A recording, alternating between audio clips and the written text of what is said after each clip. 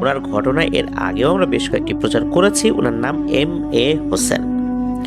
উনি একজন সাংবাদিক। ওনার দেশের বাড়ি রংপুরে। উনি বর্তমানে গাজীপুরের কাপাসিয়াতে রয়েছেন, একটি সমন্বিত কৃষি প্রজেক্টে কর্মরত রয়েছেন। চলুন ঘটনায় চলে যাই। ঘটনাটি উনি সংগ্রহ করেছেন ওনার ছোট দাদির কাছ থেকে। এই কুরবানি ঈদে যখন উনি বাড়িতে গিয়েছিলেন তখন। ওনার দাদারা 5 ভাই। তো সবার ছোট যে দাদা, ওই ছোট দাদার স্ত্রী, যাকে উনি ছোট দাদি বলে সম্বোধন করেন, তার কাছ থেকে এই ঘটনাটি সংগ্রহ করেন। তো ওই ছোট দাদির সাথে উনি কথা বলছেন যে, দাদি আপনার কাছে কোনো ভয়ের ঘটনা আছে কিনা। এই কথা শোনার পর উনি বলেন, হ্যাঁ আছে তো, কেন আমার মেজ বোনের কথা তোমার মনে নাই? তার সাথেই তো আছে। তখন এই হোসেন ভাইয়ের মনে পড়ে, আরে তাই তো। তখন বিস্তারিতভাবে ছোট দাদি বলতে থাকেন। তো এই ছোট দাদির যে বাবার বাড়ি, এই বাবার বাড়িটা রংপুর শহরেরই একটা পাশে কামাল বাসনা বা গাছনা এরকম একটা নাম বলেছেন আর কি উনি, এই এলাকাতে। তো এই দাদিরা হচ্ছে 3 বোন। 3 বোনের মধ্যে উনি সবার ছোট। যিনি সবার বড় তার স্বাভাবিকভাবে বিয়ে হয়ে গেছে। আর মেঝো বোন তিনি কিন্তু অনেক দূর লেখাপড়া করেছেন, তো ওনার বিয়ে হতো না। তো এই হোসেন ভাই ছোটবেলাও দেখেছেন যে ওনার বিয়ে হতো না। এখন উনি বিয়ে করতে চান না, না হতো না, ওই সময় উনি অবশ্য বুঝতে পারেন নাই যে ঘটনাটা কি। তো ওনার নাম হচ্ছে সুলতানা। আমরা সুলতানা দাদি বলে সম্বোধন করব। তো ঘটনাটা কিন্তু অনেক আগের। অনেক আগের বলতে এখন থেকে প্রায় 35 বছর আগে এরকম একটা সময় হবে আর কি, যখন আর কি এই ঘটনাটির সূত্রপাত হয়েছে। স্বাভাবিকভাবেই উনি লেখাপড়া করছিলেন। ওই সময় ওই এলাকায় একটা মেয়ে ইন্টারমিডিয়েট পাশ করে অনার্সে লেখাপড়া করবে, এই বিষয়টা আসলে খুব একটা দেখা যেত না, কারণ অধিকাংশ মেয়েদেরই বিয়ে হয়ে যেত। তো সুলতানা দাদি কিন্তু লেখাপড়া করতেন। হঠাৎ করে ওনার মধ্যে কিছু অসুস্থতা ধরা পড়ে, প্রচণ্ড পেটে ব্যথা, প্রচণ্ড জ্বর। এটা নিয়ে হসপিটালে ভর্তি করা হলেও ডাক্তাররা কোনো ধরনের কোনো অসুস্থতা ধরতে পারেন না, যে আসলে ব্যাপারটা কি, তার সমস্যাটা কি, কোনোটাই ধরতে পারেন না। এভাবেই চলছিল। মাঝে মাঝে অসুস্থ হতেন, মাঝে মাঝে ঠিক হয়ে যেতেন, এইভাবে চলছিল। বাড়ির থেকেও বুঝতে পারতেছিলেন না যে ঘটনাটা কি হচ্ছে, কারণ ওনারা তো স্বাভাবিক যে চিকিৎসা, সেই চিকিৎসাই তাকে করাচ্ছিলেন, বিশেষ করে সুলতানা দাদির মা বাবা।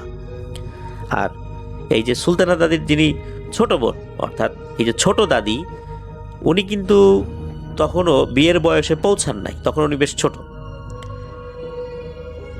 এর মধ্যে একটা ভয়ঙ্কর ঘটনা ঘটে। সেটা হচ্ছে যে তখনও কিন্তু ওনাদের ওই সাইডটাতে সব বাড়িতে বিদ্যুৎ আসেনি। এসেছে, অন্যান্য বাড়িঘরে এসেছে, তবে ওনাদের বাড়িতে তখনও বিদ্যুতের সংযোগ নেওয়া হয়নি। সন্ধ্যার সময় কিন্তু প্রত্যেকটা ঘরে ঘরে আলো দিতে হতো বা আলো জ্বালাতে হতো।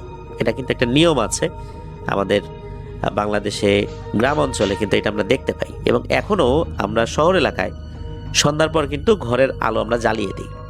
ঘর অন্ধকার রাখতে হয় না এই সময়গুলোতে, কেননা মাগরিবের আজানের পর দুষ্টু জিনেরা এসে এই ঘরের অন্ধকার অংশগুলোতে আশ্রয় নেয়।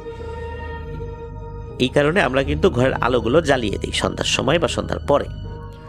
তো সন্ধ্যার পরে এই সুলতানা দাদি উনি ওনার ঘরে আলো নিয়ে গিয়েছেন, পড়তে বসবেন উনি, যেহেতু অনার্সে উনি ওই সময় ভর্তি হয়েছিলেন। এরপর থেকে ওনাকে আর খুঁজে পাওয়া যাচ্ছে না। ঘরের দরজা খোলাই আছে, তো ওনাকে আর খুঁজে পাওয়া যাচ্ছে না। এদিকে ছোট দাদি উনি ডাকতে গিয়েছেন, কোনো একটা কারণে দেখে নাই। এরপর সবাইকে বললেন যে সে তো নাই, আশেপাশে খোঁজা হচ্ছে, নাই নাই তো নাই, কোথাও খুঁজে পাওয়া যাচ্ছে না। এদিকে সন্ধ্যার পরে এরকম বয়সের একটা মেয়ে হঠাৎ করে উধাও হয়ে গেছে, বিষয়টা তো আসলে জানাজানি হয়ে গেলে খারাপ। এই জন্য ওনারাও গোপনে আশেপাশে খুঁজছিলেন, খুব একটা বেশি মানুষকে জানতে দিচ্ছিলেন না। রাত বেজে গেছে তখন 9:30 কি 10টা। রংপুর শহরে রাত 9:30 10টা কিন্তু এখন থেকে 35 বছর আগে মোটামুটি বেশ অনেক রাতই বলতে হবে।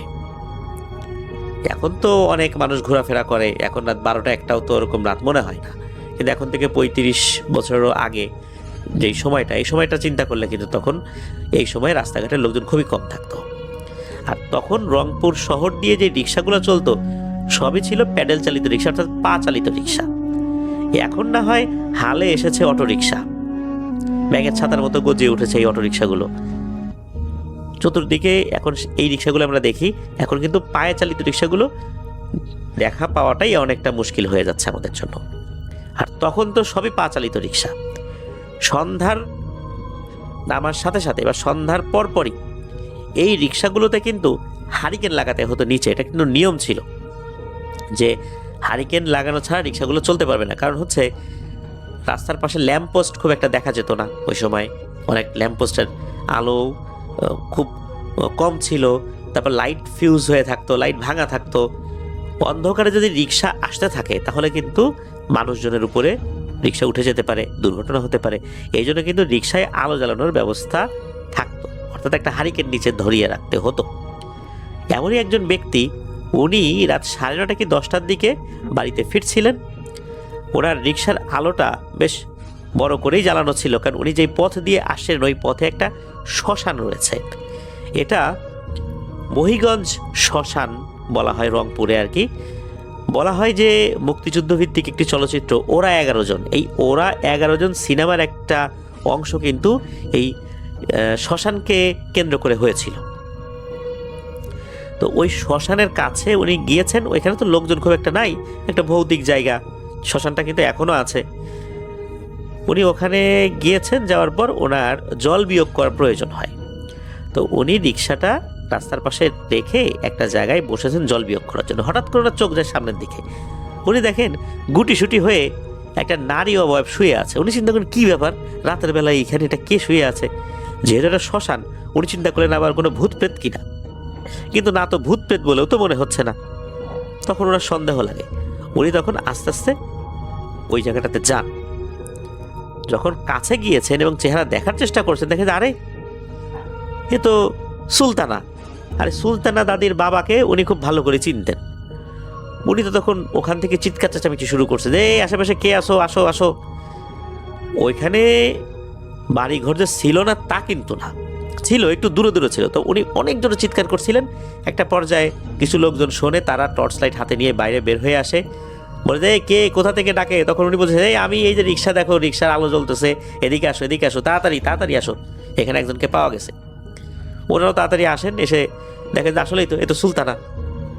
তখন ওরা ধরাধরি করে সুলতানা দাদিকে রিক্সায় উঠিয়েছেন। তো যিনি রিক্সা চালক উনি রিক্সা চালিয়ে আসছেন, আর দুইজন মিলে সুলতানা দাদিকে ধরে নিয়ে আসছেন বাড়িতে। তখনও কিন্তু ওনার জ্ঞান ফেরে নাই, উনি কিন্তু অজ্ঞান অবস্থায় আছেন। ওনাকে নিয়ে আসা হয়েছে। নিয়ে আসার পর তখন তাকে জ্ঞান ফেরানোর চেষ্টা করা হয়েছে। জ্ঞান ফেরানোর যখন চেষ্টা করা হয়, এই সময়টাও চলে যায় প্রায় 2-2.5 ঘন্টা। 2-2.5 ঘন্টা চেষ্টার পর আল্লাহর রহমতে ওনার জ্ঞান ফেরে। উনি যখন স্বাভাবিক হন তখন ওনাকে জিজ্ঞেস করা হয় যে ঘটনাটা কী হয়েছে। তো উনি বলেন যে উনি যখন সন্ধ্যার পর আলো নিয়ে ঘরে ঢুকেছেন, পড়তে বসেছেন, হঠাৎ করে ওনার কাছে মনে হয় ওনার ঘরের মধ্যে একজন না দুইজন না 7-8টা অবয়বের মতো দেখা যাচ্ছে। তবে এদের চেহারা ভালো বোঝা যাচ্ছে না, আর এদের মধ্যে একটা নারী অবয়বের উপস্থিতিও আছে বলে ওনার কাছে মনে হয়েছে। এরপরে ওনার আর কিছু মনে নাই। এরপরে ওনার যখন জ্ঞান ফেরে উনি দেখেন উনি বাসায়। এর মধ্যে যে উনি শ্মশানের ওখানে চলে গেছেন, লোকজন যে উদ্ধার করে নিয়ে আসছে, এটা কিন্তু ওনার কোনো সেন্সেই নেই। যেহেতু উনি অজ্ঞান ছিলেন, উনি কোথায় গিয়েছেন, কি হয়েছে, এটা তো আসলে বোঝা যাচ্ছে না।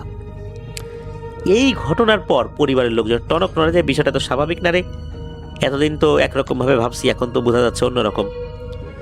তখন ওনারা ভালো হুজুর খুঁজতে থাকেন, একজন হুজুরকে নিয়েও আসেন। তো হুজুর আসার পর ঘর বাড়ি একটু ভালো করে হাঁটাহাঁটি করে দেখেন। এরপর সরাসরি এই সুলতানা দাদির বাবাকে বলে দেন সেই হুজুর যে এই কাজ ওনার দ্বারা হবে না, এটা উনি পারবেন না, আরো বড় কোনো হুজুরকে দেখাতে। তখন এই রংপুরের গঙ্গাচড়া উপজেলার বেতগাড়ি ইউনিয়নের একজন পীর সাহেবের কাছে যাওয়া হয়। ওই পীর সাহেব বেশ বয়স্ক মানুষ ছিলেন, উনি কোথাও খুব একটা যেতেন না। তো ওনার কাছে যাওয়া হয়। ওনার কাছে যাওয়ার পর এই বিষয়টা বলা হয়। তখন উনি সময় চান যে একটু সময় দিতে হবে, পরের দিন আসতে হবে। তো পরের দিন আবার গিয়েছেন সুলতানা দাদির বাবা। যাওয়ার পর সেই হুজুর বলেন যে এই যে সুলতানা দাদি, ওনার মূলত বিয়ে হচ্ছে না বেশ কয়েকটা জিনের কারণে। 7টা জিন এই সুলতানা দাদির পেছনে পড়ে আছে। এই 7টা জিনের আবার একটা বোন আছে, এই বোনটা আবার এই সুলতানা দাদিকে পাহারা দেয়। ওই হুজুর জানান যে ওনার অনুগত শক্তিশালী জিনদেরকে পাঠিয়েছিলেন খোঁজখবর নেওয়ার জন্য, তবে তারা জানিয়েছে যে তারা এই সুলতানা দাদিকে ছেড়ে যাবে না, কোনোভাবেই বোঝাতে সক্ষম হন নাই তারা। এরা খুবই শক্তিশালী প্রকৃতির জিন, আর হুজুরের কাছে যারা আছে তারাও শক্তিশালী প্রকৃতির জিন, কিন্তু কোনোভাবেই এরাও তাদেরকে বোঝাতে সক্ষম হন নাই। তখন হুজুর বলেন ঠিক আছে, সমাধান একটা কিছু করতে হবে, আমি দেখি কি করা যায়, আমি আপনাদের বাড়িতে আসব। যদিও বা হুজুর কোথাও যান না, তারপর আসতে চান, তো হুজুর এর পরের দিন আসেন। আসার পর হুজুর ওই জিনগুলোকে সুলতানা দাদির উপর হাজির করার চেষ্টা করেন। একটা ঘরের মধ্যে সুলতানা দাদিকে নিয়ে যান, কয়েকজন লোকজন মানে ওখানে ছিল কয়েকজন আর কি, তাদের উপস্থিতিতে সুলতানা দাদির উপর হাজির করা হয়। অন্যান্য লোকজন কিন্তু ওই ঘরে ছিল না, তারা দূর থেকে শব্দ পাচ্ছিল যে ঘরে কথাবার্তা হচ্ছে। তো যখন ওই হুজুর জিন হাজির করার চেষ্টা করছেন, হঠাৎ করে মনে হলো যে দমকা বাতাস ওই বাড়ির কাছ পর্যন্ত আসে, আবার চলে যায়, আসে আবার চলে যায়। এরকম হচ্ছে, বোঝা যাচ্ছে যে এদেরকে কোনো কিছু আকর্ষণ করছে, কিন্তু এরা আসতে চাচ্ছে না। একটা পর্যায়ে দমকা বাতাস মনে হলো ওই ঘরের মধ্যে ঢুকে গেল, ধরাম করে একটা শব্দ হলো দরজায় জানালায়, তারপর মনে হলো ঢুকে গেল। আর ভেতর থেকে একসাথে অনেকগুলো কণ্ঠ কথা বলে ওঠে, এই হুজুর ডাকছিস কেন? তুই তুকারি করে অবশ্য সালামও দেয়, তবে হুজুর অত্যন্ত ভদ্রভাবেই কথা বলা শুরু করেছেন। বলছে তোমরা কারা, এই মেয়েটাকে কেন ধরেছ? তখন ওরা বলে যে আমরা ওইরকম খারাপ কিছু না, ও মূলত দুপুরবেলা গোসল করার সময় চুল খোলা রেখে পুকুর পাড়ে বসেছিল, আমাদের ভাল লাগছে 7 ভাইয়ের, এই জন্য আমরা ধরছি। আর আমাদের 7 ভাইয়ের মধ্যে যে কোনো এক ভাই এই মেয়েকে বিয়ে করবে, এই জন্য আমরা এর বিয়ে হইতে দেই না। হুজুর বলে না, তো এটা সম্ভব না, তোমরা 7 জন, এই 7 জনের মধ্যে আবার কে বিয়ে করবে সেটা তোমরা এখনো নিজেরাই জানো না, আর মানুষের সাথে তো এইভাবে তোমাদের বিয়ে হতে পারে না, তোমরা চলে যাও। তো এরা তো যাবে না, বলে যে আমাদের এক বোন আছে, এই বোন একে পাহারা দেয়, আমরা যাব না। তখন হুজুর বলে যে ঠিক আছে, যাবা না যখন, আমাকে তো চেষ্টা করতেই হবে। তো উনি যখন চেষ্টা করা শুরু করবেন, এমত অবস্থায় ওই জিনগুলো সুলতানা দাদির শরীর থেকে চলে যায়। মানে হুজুর তেমন কোনো তদবির করার আগেই এরা পালিয়ে যায়। হুজুর বুঝতে পারলেন যে বন্ধনীটা দেয়া হয়েছিল একটা স্বাভাবিক বন্ধনী, এই বন্ধনী দিয়ে এদেরকে আসলে কাবু করা যাবে না। হুজুর বলেন যে আমি পরের দিন আবার আসবো ইনশাল্লাহ, আরও কিছু উপকরণ নিয়ে আসবো, তারপর দেখা যাক কি করা যায়। হুজুর পরের দিন আবার আসেন, আবার উনি তদবির শুরু করেছেন, রুকিয়া শুরু করেছেন। তখনও কিন্তু ঘরের মধ্যে কারো ঢোকা নিষেধ। এই যে সুলতানা দাদির ছোট বোন, মানে এই যে ছোট দাদি যার কাছ থেকে ঘটনা সংগ্রহ করা হয়েছে, উনি কিন্তু ছোট ছিলেন। টিনের বেড়ার ছিদ্র দিয়ে উনি দেখার চেষ্টা করছেন ভিতরে কি হচ্ছে। তো উনি দেখেন যে সুলতানা দাদিকে একটা বৃত্তের মধ্যে বসানো হয়েছে, হুজুর সওয়াল জবাব করছেন। তবে অন্য দিন অর্থাৎ আগের রাত্রে যেভাবে একটা তুলকালাম কাণ্ড হয়েছিল, বাতাস আসে যায়, এবার কিন্তু ওরকম হয় নাই, এবার ওগুলো হাজির হয়ে গেছে। এবারও একসাথে অনেকগুলো কণ্ঠই কথা বলছে। হুজুর বললেন যে আজকে তোদের ছাড়াছাড়ি নাই, কেননা আজকে তোদেরকে নিয়ে আসছি, চতুর্দিক থেকে তোদেরকে ঘিরে ফেলেছি, তোরা যাবি কিনা বল। ওরা বলে মরে গেলেও যাব না, সম্ভবই না। তখন হুজুর বলে ঠিক আছে, আজকে তোদেরকে যে বন্ধনী দিছি তোরা যেতে পারবি না, আর এই বন্ধনীর মধ্যে তোরা আটকা পড়ে যাবি।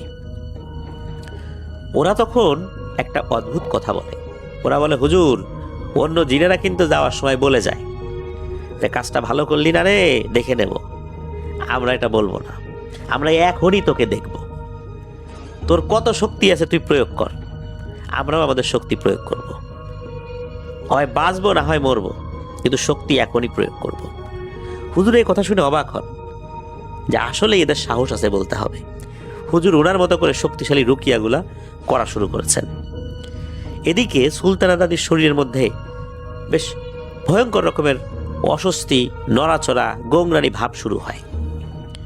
একটা পর্যায়ে এসে উনি শান্ত হয়ে যান।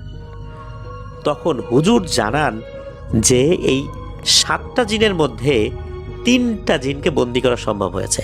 এখানে অবশ্য ওদের বোন ছিল না, 7টা এসেছিল, 4টা পালিয়ে গেছে, 3টাকে বন্দি করা সক্ষম আর কি হয়েছেন উনি বন্দি করতে। বোতলের মধ্যে বন্দি করা হয়েছিল, বোতল আনাই ছিল। এখন কিভাবে ওর মধ্যে বন্দি হয়েছে এই বিষয়টা তো আসলে অন্যরা বলতে পারেন না। তো হুজুর বলেন যে এর মধ্যে 3টা বন্দি আছে, এই 3টাকে এখনই ওই শ্মশানে, যেই শ্মশানে তাকে পাওয়া গিয়েছিল, এই মহিগঞ্জ শ্মশান যেটা আর কি, ওখানে নিয়ে মাটির নিচে পুঁতে রাখতে হবে। আর এই কাজটা করতে হবে এই সুলতানা দাদির 2 ভাইকে।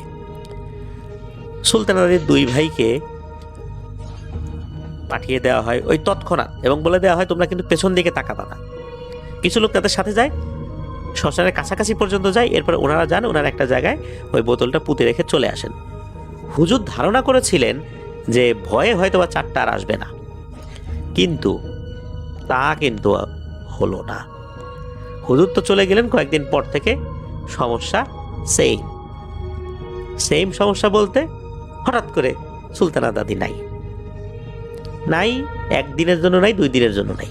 এরপর হঠাৎ করে কোথায় যেন তাকে পাওয়া যায়, অথবা বাড়িতেই তাকে পাওয়া যায়, ঘরের ভিতরেই পাওয়া যায়। একটা বিয়ের উপযোগী মেয়ে যদি এইভাবে হঠাৎ হারিয়ে যায়, তাহলে জিনিসটা খারাপ না?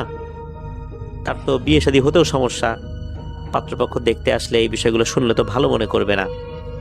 আর গ্রাম অঞ্চলে এই কথাগুলো দ্রুত ছড়ায়। আর তখনকার সময় বলছি যে ওই এলাকাটা মোটামুটি শহর হলেও এখনকার মতো এরকম শহর ছিল না, কিছুটা গ্রামীণ পরিবেশ ছিল বলতেই হবে। এদিকে এইভাবে সময় চলে যাচ্ছে।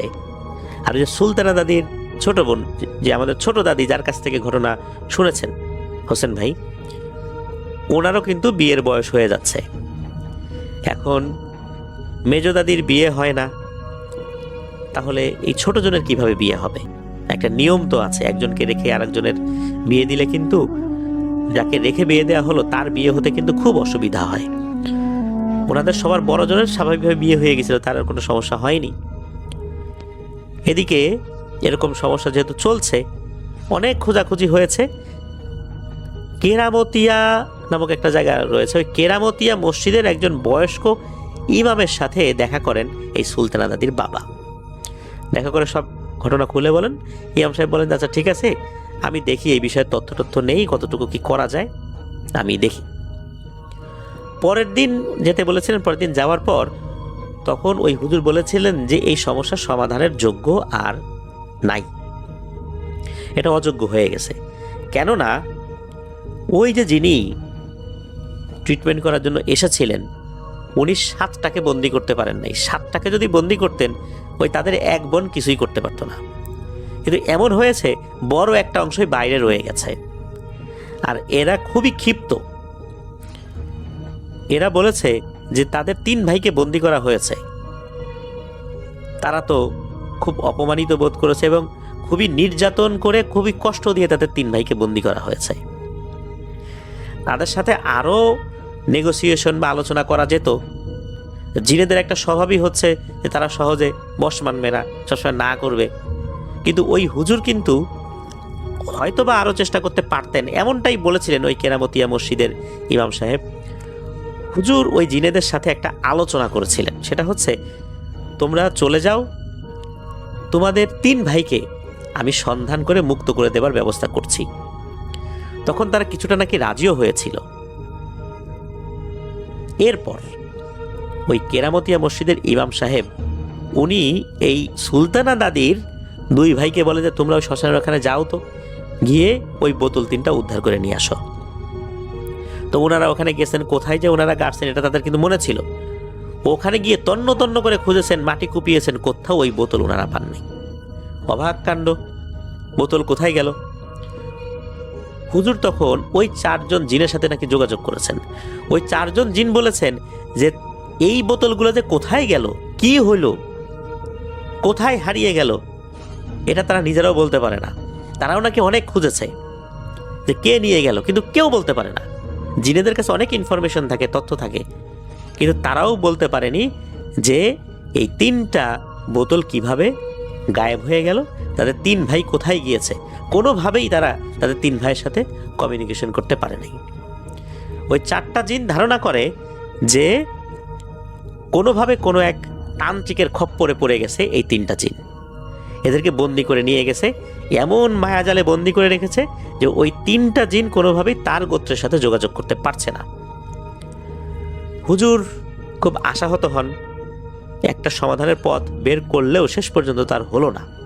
তখন হুজুর এই সুলতানা দাদির বাবাকে জানিয়ে দেন এটা সমাধানের যোগ্য নয়, আর তারা জানিয়েছে যারাই এই সুলতানা দাদিকে বিবাহ দেওয়ার জন্য চেষ্টা করবে তারাই বিপদে পড়বে। সুলতানা দাদির আর বিয়ে হয়নি, ওনার বর্তমান বয়স 55 বছরেরও উপরে, কিন্তু ওনার বিয়ে হয়নি। উনি স্বাভাবিকভাবে জীবনযাপন করেন, নিজের কাজ নিজে করেন, ভাইদের সাথে থাকেন, সবাই ওনাকে সম্মান করে, জানে যে আসলে সমস্যাটা কি। তো এই যে ছোট দাদিকে প্রশ্ন করেছিলেন হোসেন ভাই যে আপনারা কি এর পরও চেষ্টা করেন নাই বিয়ে দেওয়ার জন্য, তখন উনি বলেছিলেন যে হ্যাঁ, একবার চেষ্টা করেছিলেন, তার মা শুধু কথা বলেছিলেন এক পক্ষের সাথে, এরপর পরই নাকি ওনার এক পা প্যারালাইজড হয়ে যায়। এই কারণেই এরপর থেকে আর কেউই এই বিষয়ে আলোচনাই করে না। সুলতানা দাদির মা বাবা অনেক আগেই মারা গেছেন, সুলতানা দাদি এখনো সুস্থ আছেন, ভালো আছেন, তবে ওনারা সংসার করা হয়নি। ওই জিনেরা নাকি তাকে নামাজ পড়তে বলে, পাক পবিত্র থাকতে বলে, কিন্তু তাকে ছেড়ে যায় নাই, তাকে নাকি ছেড়ে কখনো যাবেও না। সুলতানা দাদির সাথে তারা এসে কথাও বলে, সুলতানা দাদি এই বিষয়টাতে অভ্যস্ত হয়ে গেছেন। সুলতানা দাদির সাথে কথা বললে নাকি বোঝা যায় না যে ওনার এই সমস্যা রয়েছে। উনি একদম সুস্থ স্বাভাবিক মানুষের মতোই আচরণ করেন, কোনো ধরনের কোনো পাগলামি নাই, কিচ্ছু নাই। ওই জিনেরা ওই রকম খারাপ ছিল এটাও বলা যাবে না, তবে মূলত ওরা যখন ওদের 3 ভাইকে চিরতরে হারিয়ে ফেলেছে, এটা তাদের একটা ক্ষোভ আরো মারাত্মক আকার ধারণ করতে সহায়তা করেছে। এই জন্য তারা আর কখনোই সুলতানা দাদিকে ছেড়ে যায়নি।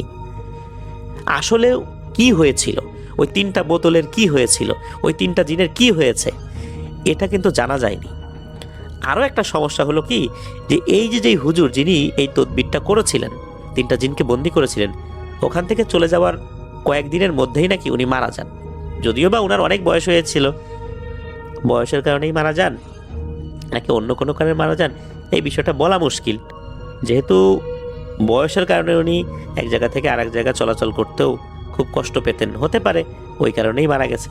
আবার হতে পারে এই 3টা জিনকে বন্দি করার একটা প্রভাবও কাজ করতে পারে, তবে এটা নিশ্চিতভাবে বলা যায় না। তো এটাই ছিল ঘটনা।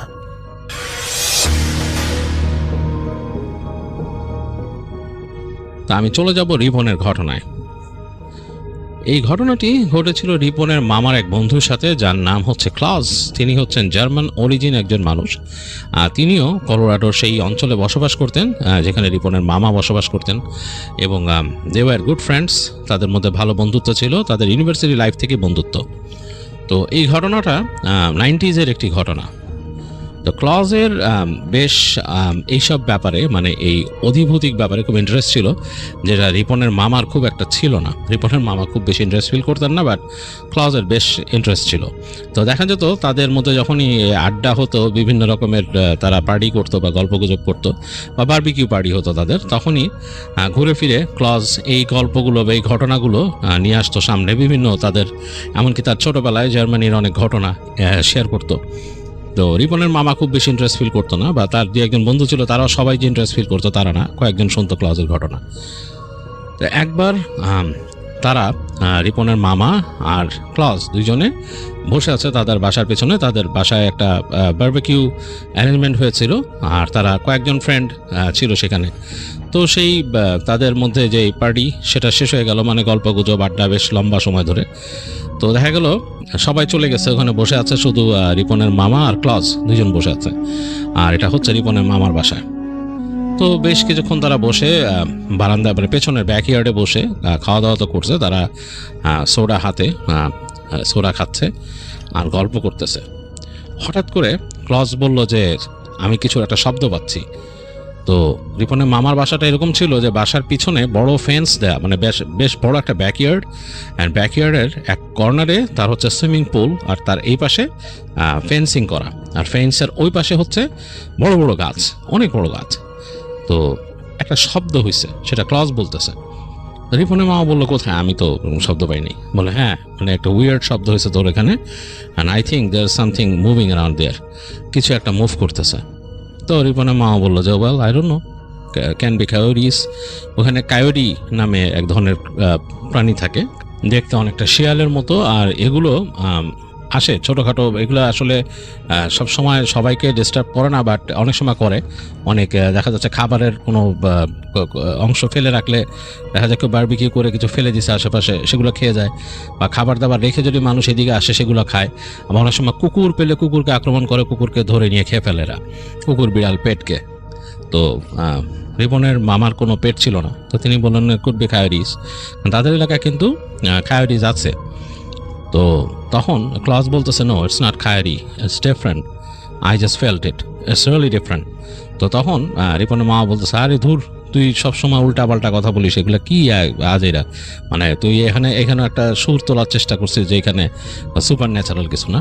তো ক্লাস হাসতে বলতেছে যে ইউ ডোন্ট নো ম্যান, তুমি জানবা না, যখন তোমার লাইফে কিছু ফেস করবা তখন তুমি বুঝবা, নাহলে ফেস করবা না। আমি ফেস করছি এই কারণে বলতেছি। তো তখন রিপনের মা বলে আচ্ছা বল তোর কি ফেস করছিস, তুই ঘটনা বল, আমি শুনি আগে। যাই হোক, এর মাঝেই নাকি রিপনের মামার বাসার ফেন্সের মধ্যে ঝ্যান ঝ্যান করে শব্দ হয়। ফেন্সটা তো আসলে নেটের, মানে মেটাল ব্রিজ চারিপাশে, আর মাঝখানে নেটের, তো ঝ্যান ঝ্যান করে শব্দ হয়, মনে হয় কিছু একটা বাড়ি খেয়েছে। তো রিপনের মামা এরকম ফিরে তাকায়, সাথে সাথে ক্লজ উঠে যায়, এবং ক্লজ মানে বলতেছে যে do you have a baseball bat or something like that, মানে বাসায় বেসবল ব্যাট বা কিছু আছে কিনা। তো সেগুলো খুঁজতেছে। তো রিপনের মামা বলে ঠেকি ইজি। যাই হোক, দুজনেই যায় ব্যাকইয়ার্ডের একেবারে শেষে। দূর থেকে দেখে যে না, কিচ্ছু দেখা যাচ্ছে না, একেবারে নীরব, গাছপালাগুলো একদম ঝিঝি পোকার ডাক, পুরো জায়গাটা নীরব। তো তখন ক্লজ বলতেছে ইউ গোটা ওয়াচ আউট। তো বলে ওকে আসো, তুমি আসো। রিপনের মামা ডাকে, বলে যায় বয়, কি কাহিনী, কি বল, ঘটনা বল। তো তখন বসে ঘটনা বলতেছে যে ক্লজ বলতেছে যে সে কিন্তু মোটর বাইকার, এবং তার বাইকিংয়ের অনেক বড় হ্যাবিট। সে জার্মানি থাকতেও সেই কাজ করতো, মোটরসাইকেল নিয়ে এসে সোলো ক্যাম্পিংয়ে যেত। আর আমেরিকায় থাকার পরও সে একই কাজ করে, তার এটা একটা হ্যাবিট, সে প্রায় এই কাজ করে, সোলো ক্যাম্পিংয়ে যায়। তো এটা এখন কমায় দিছে সে, মানে যে সময়কার ঘটনা তখন কমায় দিছে, তখন আর আগের মতো যায় না, যেহেতু কাজে কর্মে খুব ব্যস্ত। রিপনের মামাকে বলতেছে যে তুমি তো জানো যে আমি যখন এখানে আসছি তখন আমার হ্যাবিটটা অনেক বেশি ছিল। তো একবার আমি গেছি মাউন্টেন এরিয়ায় এই করে সোলো ক্যাম্পিং করার জন্য, আমার বাইকের মধ্যে সব প্যাক করে, এবং আমি চাইছিলাম আমার সাথে আর একটা ফ্রেন্ডে নিয়ে যেতে, বাট ও রাজি হইল না যাওয়ার জন্য। তখন কী করবো, আমি নিজের মতো, আমার খুব ইচ্ছা হয়েছে বেরোনোর, তা আমি নিজের মতো প্যাক করে বের হয়ে গেলাম। তো বের হয়ে যাচ্ছি অনেক দূর, আমার মতো নিজের মানে মনে আমি বাইক চালাইতেছি, ফাঁকা জায়গা দিয়ে, বিভিন্ন ফরেস্ট এরিয়ার ভেতর দিয়ে, এরকম পৌঁছাইতে আমি যখন লাস্ট একটা জায়গায় পৌঁছাইলাম তখন সন্ধ্যা হয়ে গেছে। মানে সন্ধ্যার পর তো আসলে আমার একটা শেড দরকার।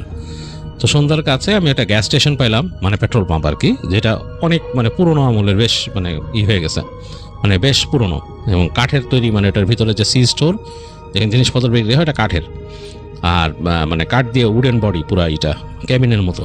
তো গেলাম ওখানে, বেশ পুরানো, এবং ওই জায়গায় দেখা যাচ্ছে অনেক কিছু টানায় রাখছে ওরা, ডিফারেন্ট জিনিসপত্র, সুভিনিয়ার টাইপের। তো গেলাম, জিনিসপত্র আমার যা টুকিটাকি কিনলাম, কিনে বললাম যে এখানে আশেপাশে ক্যাম্পিং গ্রাউন্ড কোথায় আছে। তো ওই লোক আমার তাকাই থাকলো আমার দিকে অনেকক্ষণ অবাক হয়ে, বললো এখানে ক্যাম্পিং গ্রাউন্ড নাই, ক্যাম্পিং গ্রাউন্ড এখান থেকে প্রায় 100 মাইল দূরে। অবাক হয়ে গেল যে 100 মাইল দূরে, এত দূর কেন? বলে কি যে এরকমই। তো বলে এখান তাহলে কি, বলে সামনে গেলে, বেশ অনেক দূর গেলে এখানে হিলি এরিয়া শুরু হয়েছে, পাহাড়ি এলাকা। তো অনেকে ক্যাম্প করে, তুমি যদি চাও ওখানে ক্যাম্প করতে পারো, it's up to you, but I wouldn't suggest you. তো বলে কেন? বলে it's not a good area. তো জিজ্ঞেস করে গুড এরিয়া বলতে তুমি কি বুঝাইতেছো, এখানে কি এনি সর্ট অফ ক্রাইম? তো লোকটার কোনো উত্তর দেয় না তাকে, যে ক্রাইম আছে কিনা এগুলো কোনো উত্তর দেয় না। বলে যে দেখো এই জায়গা তুমি, আই উড সাজেস্ট ইউ যে তুমি ক্যাম্পিং গ্রাউন্ডে চলে যাও, প্রায় 100 মাইলের মতো ড্রাইভ করা লাগবে, অনেক দূর, মোটামুটি বেশ দূর কিন্তু, এবং সন্ধ্যা হয়ে গেছে তখন। তো ক্লজ কোনো কথা না বলে সে টুকিটাকি তার মতো শপিং করে সে বলে যে তোমরা কখন ক্লোজ করবা, বলে আমরা এখনই ক্লোজ করে দিব। বলেই তার চোখের সামনে ওই সে তেলটা নিয়ে নেয় লাস্ট, রিফিলিং করার পরে তার চোখের সামনে ঠাস করে ওই লোকটা ওই উই আর ক্লোজড লাগা দেয়। তার কোনো কথা নেই, ক্লজের আর কিছু বলার নেই। ক্লজ নিজের মতো বাইকে বসে স্টার্ট করে এবং সে বুঝতে পারে যে তাকে অনেক দূর যেতে হবে, এদিকে রাত হয়ে গেছে, মানে অলরেডি অন্ধকার, ইটস ডার্ক। তো ক্লজ রওনা শুরু করে সেখান থেকে এবং সে যাচ্ছে এবং মানে ভালো মোটামুটি একটা নর্মাল পেসেই প্রায় 60-65-70 মাইল স্পিডে, ক্রুজিং স্পিডে সে যাচ্ছে এবং রাস্তাটা ক্রমেই একটু পাহাড়ি রাস্তা হয়ে গেছে। দেখা যাচ্ছে দূরে দেখা যাচ্ছে গাছের সারি, আবার বাঁকানো রাস্তা, আবার দূরে পাহাড়। তো সে চলে আসতেছে মোটামুটি, সে প্রায় এইভাবে প্রায় 20-25 মাইল পার হয়ে গেছে, অনেক দূর, অনেকখানি চলে আসে, একেবারে নীরব। আর তখন অক্টোবরের শেষের দিক, মানে টেম্পারেচার মানে কমে গেছে অনেক। সেই সময় দেখা যাচ্ছে যে একেবারে বাংলাদেশে যেমন শীতকালে যে শীতটা পড়ে সেরকম শীত থাকে কলোরাডোতে, ওরকম একটা ঠান্ডা সেই সময়, মানে একটু বেশ শীত, মানে কয়দিন পরে আস্তে আস্তে আরও কমে যাবে আর কি। তো ঠান্ডা তো আছে, ঠান্ডাতে গ্লাভস পরা, লেদারের জ্যাকেট ট্যাকেট পরা। তো ওইভাবে ক্লস চালায় যাচ্ছে। তো চালাতে চালাতে এক সময় তার কাছে বেশ মানে অস্বস্তি লাগা শুরু করলো। রাত হয়ে গেছে, এক নাগাড়ে চালাতে, তখন প্রায় সে ওই গ্যাস স্টেশন থেকে প্রায় 40-45 মাইলস চলে আসছে। তো এখন সে চিন্তা করতেছে যে আমি আসলে আর পারতেছি না। তার এখানে কিন্তু তার বাইকের সাথে একটা ছোটো টেন্ট আছে, সে চাইলে টেন্ট করতে পারে কোথাও, মানে এটা তো আসলে টেন্ট থাকেই, কারণ সে তো বেরিয়েছে সোলো ক্যাম্পিং করার জন্য। তো সে চিন্তা করতেছে যে আমি কোথায় ফেলবো, মানে টায়ার্ড হয়ে গেছে। কিন্তু এখন ডান দিকে যে সে তাকাচ্ছে আশেপাশে, মানে আসলে তাঁবু ফেলার মতো সাহস হচ্ছে না, কারণ সে দেখতেছে এই পাশে মানে বেশ অনেক দূর এমনি ল্যান্ড চলে গেছে, কিছু জায়গায় কিছু গাছ উঠছে, মানে ঝোপের মতো উঠছে, আবার কিছু বড় দু একটা গাছ আছে, আবার দূরে পাহাড়ের লাইন দেখা যাচ্ছে, আশেপাশে মানুষের কোনো সাইন দেখা যাচ্ছে না। তো চিন্তা করতে করতে সে খুব মানে হয়ে গেল যে মানে আসলে তাহলে আমাকে পুরো 100 মাইলের মতো যাইতে হবে। আর ওই সময় কিন্তু তখন ছিল না, মানে এখন যেমন আমাদের কাছে জিপিএস ডিভাইস থাকে সেটা ছিল না, মানে খুবই মানে এগুলো রোড অ্যাটলাস দেখে চলতো মানুষ তখন। তো সে মোটামুটি আগে দেখে নিচ্ছে, ধারণা হয়েছে তার পুরাই যে এই জায়গা দিয়ে কত দূর যেতে হবে। তো যেতে যেতে এক জায়গায় সে দেখলো একটা ছোট রাস্তা চলে গেছে ডান দিকে, সেটা দুই পাশেই গাছ। একবার সে চিন্তা করলো, আচ্ছা আমি যদি এদিক দিয়ে যাই কোনো ঘর বাড়ি পেয়েও যেতে পারি, কারো কাছে মানে কোনো ঘর বাড়ির কাছাকাছি কোনো জায়গায় যদি আমি ক্যাম্প করে থাকি তাহলে তো আসলে একটু বেটার আই থিঙ্ক এইসব জিনিসের থেকে। তো যাচ্ছে এখন দুই পাশে দেখতেছে গাছগাছালি, মাঝখান দিয়ে রাস্তাটা চলে গেছে। এখন বুঝতে পারতেছে সে একটা উডস এর মধ্যে ঢুকতেছে, চারিপাশে ফরেস্ট টাইপের আর কি, অনেক গাছগাছালি। তো ঢুকতে একটা জায়গায় সে দেখলো তার হাতের ডান দিকে একটা বাসা পড়ছে, একটা কাঠের বাসা, দেখে বোঝা যাচ্ছে বড়, এবং সেই বাসার মধ্যে কোনো আলো জ্বলতেছে না, একটা ভৌতিক অবকাঠামো, একটা বাসা দাঁড়ায় আছে, কোনো লাইট জ্বলতেছে না, বোঝা যাচ্ছে এখানে কেউ থাকে না। তো সে আস্তে করে বাইকটা নিয়ে নামাই দিল ওর হাতের ডান দিকে, সেখানে নামায় আস্তে করে চলে আসলো বাসার সামনের দিকে। বেশ ফাঁকা জায়গা, বাসাটার দুই পাশে বেশ বড় ঘন হয়ে গাছগাছালি উঠছে, বেশ বড় উডস, এবং গাছের পাতা অলরেডি ঝরে গেছে, গাছের পাতা ঝরে গেছে। আর বাসাটা দেখেই বোঝা যাচ্ছে বাসাটা অ্যাবান্ডেন, কেউ নাই বাসাটার ভিতরে, মানে দেখেই বোঝা যাচ্ছে। কিন্তু ফ্রন্ট ডোর কিন্তু লক করা, মানে লক মানে কি ভেজানো, আটকানো। তো সে অনেকক্ষণ চিন্তা করলো এটা কার বাসা, কেউ আছে কি নাই, বা কেউ কি ওখানে আসবে কি না, এগুলো ভাবতে ভাবতে চিন্তা করলো আমি যদি এখানে থাকি, এখানে ক্যাম্প করি, কি ভাববে মানুষ, অনেক কিছু ভাবতে ভাবতে সে বাইকটাকে নিয়ে এসে সে রাখলো সামনে বাসার কাছে, পার্ক করে সে আস্তে করে নামলো বাইক থেকে। তো ইঞ্জিন স্টপ করার পর, ইঞ্জিন বন্ধ করার পর দেখলো যে পুরা নিস্তব্ধতা খেয়ে বসছে থাকে, কোনো কিছুর শব্দ নাই, শুধু এই গাছপালা যে আছে তার মধ্যে এই বনের কিন্তু আলাদা একটা শব্দ আছে। এটা যারা এই বনের আশেপাশে কোথাও ঘুরছেন বা এইসব জায়গায় যে রুম অ্যারাউন্ড করছেন তারা বুঝবেন যে জঙ্গলের কিন্তু আলাদা একটা শব্দ পাওয়া যায়, এই শব্দটা ডিফারেন্ট, একেবারে নীরব থাকলেও একটা শব্দ আছে, ঝিঝি টাইপের একটা শব্দ আসে। তো সেই শব্দটা আসতেছে, এছাড়া আর কিচ্ছু নাই। তো ক্লজ চিন্তা করলো যে এই বাসার মধ্যে কি আমি যে নক করব, বোঝাই যাচ্ছে কেউ নাই। তারপরও সে আস্তে করে বাইকটাকে রেখে আস্তে আস্তে করে হেঁটে হেঁটে গেল বাসার সামনের যে অংশটা, ছোট একটু জায়গা বারান্দার মতো, ওখানে দেখলো উডেন ফ্লোর, তার বুটের থেকে আওয়াজ হচ্ছে খট খট খট খট। তো সে যে বাসার দরজায় নক করলো, নক করে বলতেছে ইজ এনিবডি দেয়ার, কোনো অ্যান্সার নাই। সে আরও কয়েকবার নক করলো, সে জানতো যে কোনো অ্যান্সার আসবে না। তো সে আস্তে করে দরজাটাকে চাপ দিল, দেখলো দরজাটা খোলে কিনা, দেখলো দরজাটা শব্দ করে খুলে গেল, ক্যাঁচ করে খুলে গেল, এবং ভেতরে অন্ধকার এবং একটা কেমন সোদা গন্ধ ঘরের ভেতরে কেমন জানি। তো অন্ধকারের মধ্যে কিছু দেখা যাচ্ছে না, সামনে চাঁদের আলো যতটুকু পড়ছে এই বাসার পেছনে উঠছে চারটা চাঁদের আলো, বেসিক্যালি এটা ছাদে পড়ছে, আর পেছন দিকের জানালাগুলো এইদিকে দেখা যাচ্ছে না। তো ক্লজ তার ফ্ল্যাশ লাইট বের করে ঘরের মধ্যে মারলো, তার কোমরের কাছে ফ্ল্যাশ লাইট ঝুলানো ছিল, বের করে মারলো। যেখানে আলো পড়লো সে অবাক হলো, দেখলো যে ফার্নিচার আছে ভিতরে, সেই ফার্নিচারগুলো বেশ পুরনো, ধুলো ধূসরিত একদম, মানে বাসাটাকে মনে হচ্ছে কি অ্যাবান্ডন করে রেখে গেছে। তো সে আস্তেই করে বাসার মধ্যে ঢুকলো ফ্ল্যাশ লাইট মেরে, হেঁটে চলে গেল হাতের ডান দিকে লিভিং রুমে জানালা আছে, এবং সেই জানালার মধ্যে পুরনো কার্টেনও আছে, এবং সেগুলোর মধ্যে মাকড়সার ঝুলে আছে চারিপাশে, মানে একেবারে ধরে ঝুলে গেছে। তো সেই কার্টেনের ফাঁক দিয়ে আবার চাঁদের আলো এসে পড়তেছে এই জায়গায়, মানে বুঝলো যে এটা অ্যাবান্ডন, এখানে কেউ আসে না, কেউ থাকেও না। দেখলো দেয়ালের মধ্যে কিছু পেন্টিং আছে, খুবই মানে অন্যরকম, এবং সেগুলো একদম মানে খুবই খারাপ দশা, মানে পেন্টিংগুলো নষ্ট হয়ে গেছে প্রায়। তো সে অবাক হলো যে এই বাসাটা কীভাবে ফেলে রেখে কে গেছে, এত বছর এখানে থাকে না, দরজাটা চাপানো।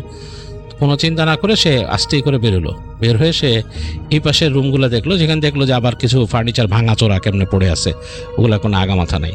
তো ক্লজ বের হয়ে আসলো, একবার ভাবছিল যে সেই ঘরের মধ্যেই থাকবে নাকি, যে এই তার স্লিপিং বেড টেড ফেলে, পরে চিন্তা করলো না, it's not gonna B a good idea, কারণ এটা আরেকজনের প্রপার্টি, পরে কি না কি সমস্যা হয়। তো বাইরে এসে দরজাটাকে আবার টেনে দিল, দিয়ে ভাবলো যেহেতু কেউ নাই, আমি এখানে তো ব্যবস্থা করতেই পারি। তো সে কী করলো, ঠিক বাসার সামনে সে ওই কাঠ জোগাড় করে আনা শুরু করলো আশপাশ থেকে। ওই গাছপালা, যথেষ্ট শুকনা গাছপালা পড়ে আছে, এগুলো পাতা নাই, তো সেখান থেকে ডালপালা এনে এনে সে রাখতেছে ওইখানে। বেশ অনেকগুলো ডালপালা জমা ফেলছে সেখানে, ডালপালা জমা ফেলছে, এবং নিজের কাছে বাইকের এখানে কিছু কোল ছিল, সেগুলো ফেললো সেখানে, ফেলে সে আগুন জ্বালায় দিল, গোল সার্কেল করে আগুন জ্বালাইলো ওই জায়গায়। তো দেখলো যে একটা ক্যাম্প ফায়ারের মতো জ্বলে উঠছে, আস্তে আস্তে দাউ দাউ করে সে আরও ডালপালা ফেললো এখানে, ফেলে মোটামুটি একটা আগুন তৈরি করলো সেখানে। তো ভাবলো যে বাহ, এখন এখানে কিছুক্ষণ বসে থাকা যায় বা রেস্ট নেওয়া যায়, দেখি কি করা যায়। তো সে তার টেন্ট ফেলার জন্য পাশে ওই জায়গাটাকে করতেছে আর কি, প্রিপেয়ার করতেছে, এই জায়গাটার মধ্যে আমি টেন্ট ফেলবো। চিন্তা করছে অ্যাটলিস্ট রাতে একটা ঘুম দিয়ে আমি উঠি। তো যারা সোলো ক্যাম্পিং করে তাদের কিন্তু অনেক সাহস, তারা কিন্তু ভয় পায় না। এরকম জায়গা হয়তো আমরা হঠাৎ করে একদম অরক্ষিত অবস্থায় শোয়ার কথা চিন্তাও করতে পারবো না হঠাৎ, কিন্তু যারা সোলো ক্যাম্পিং করে তাদের সাহস অনেক বেশি।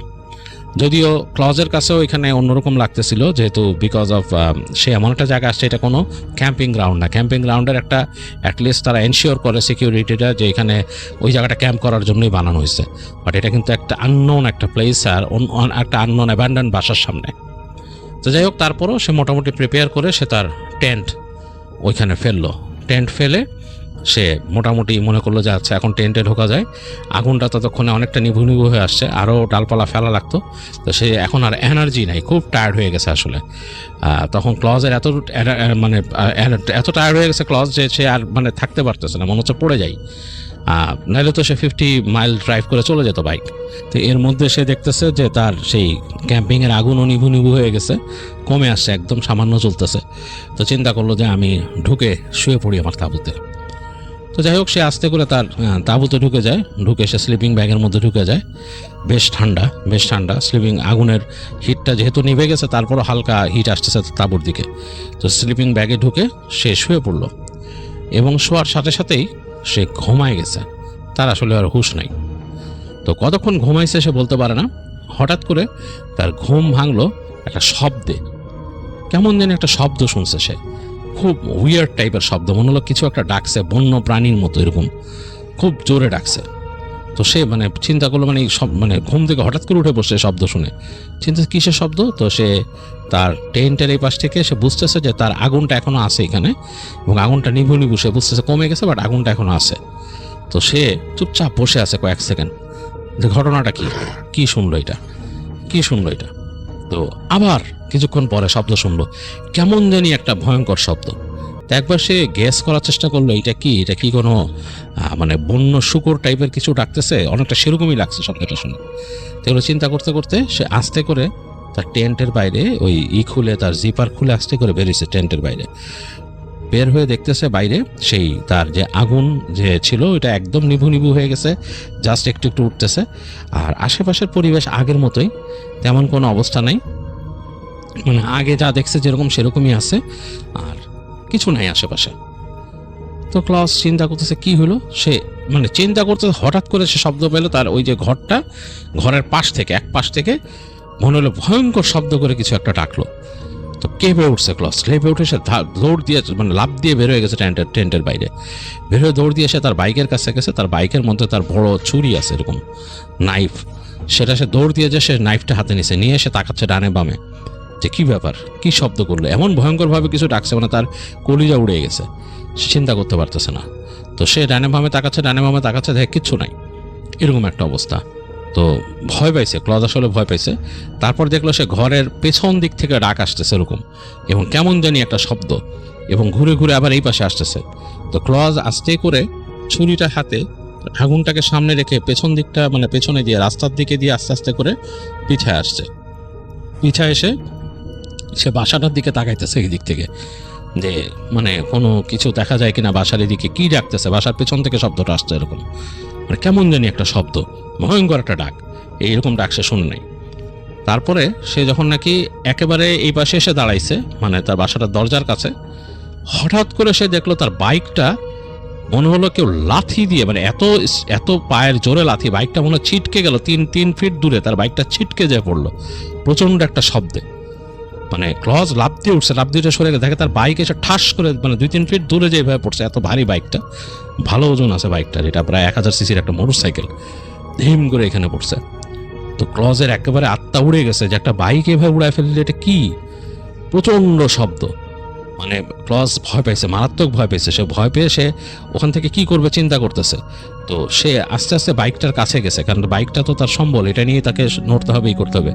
বাইকটার কাছে যে সে ভয়ে ভয়ে বাইকটাকে উঠানোর চেষ্টা করতেছে, মানে অনেক ভারী, উঠানোর চেষ্টা করতেছে, গায়ের জোর দিয়ে সে চেষ্টা করতেছে, অনেক কষ্টে সে বাইকটাকে উঠাইলো, মানে পিছন ফিরে 2 হাত দিয়ে টেনে এরকম করে অনেক কষ্টে উঠায় দাঁড়া করাইছে। উঠায় দাঁড়া করার পরে সে তখন শব্দ পাচ্ছে সেই বাসার সামনে সেই কাঠের বারান্দা অংশটার মধ্যে মনে হচ্ছে পা দিয়ে কেউ জোরে জোরে যাচ্ছে, খট খট খট খট, মানে একেবারে এক একটা পা ফেলতেছে যে শব্দ হচ্ছে এরকম, এবং বেশ ভারী শব্দ। তো সে দেখার চেষ্টা, যে জ্বালাইছিল আগুনটা নিভে গেছে, তখন শুধু ওই নিচে যে হালকা মানে মানে একটা জ্বলে থাকলে যে কয়লার উপরে যে একটা ভাব থাকে সেটার মতো লালচে আলো আছে, বাট আগুনটা নিভে গেছে। এর মধ্যে সে শব্দ পাচ্ছে। তো এর মাঝে তার চোখে এই অন্ধকারটা শুয়ে আসলো, শুয়ে আসাতে দেখতেছে এই এতটুকু যে গ্লো আসতেছে এই আলোতে, সে দেখতেছে মনে হচ্ছে একটা অবয়ব, বেশ বড় একটা অবয়ব দাঁড়ায় আছে বারান্দার কাছে, দরজার কাছে, এবং সেটা মনে হচ্ছে পাটা একটু বাঁকা করে দাঁড়ানো, মাথাটা একটু নিচু করে, কারণ ওই জায়গায় ক্লিয়ারেন্স আছে, মানে সেই বারান্দাটার ক্লিয়ারেন্স আছে মিনিমাম 9 ফিটের মতো কাছাকাছি, 9 ফিটের কাছাকাছি। মনে হচ্ছে যে সেই যে দাঁড়ায় আছে ছায়াটা, সেটা ওইখানে মাথা নিচু করে দাঁড়ায় আছে দরজার কাছে, কেমন জানি। তো প্রচণ্ড ভয় পেয়েছে, আসলে অবয়বটা দেখেই প্রচণ্ড ভয় পেয়েছে। ক্লজ আসলে আর তাকাইতে পারতেছে না, যে হঠাৎ খেয়াল করলো ওখানে একজোড়া চোখ জ্বলে উঠলো, একেবারে ধপ করে একজোড়া চোখ জ্বলে উঠলো।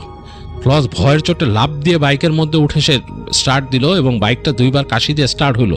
মানে ইট ওয়াজ মানে সো গুড ফর হিম, আর এটা হি ওয়াজ সো লাকি যে বাইক স্টার্ট হয়েছে।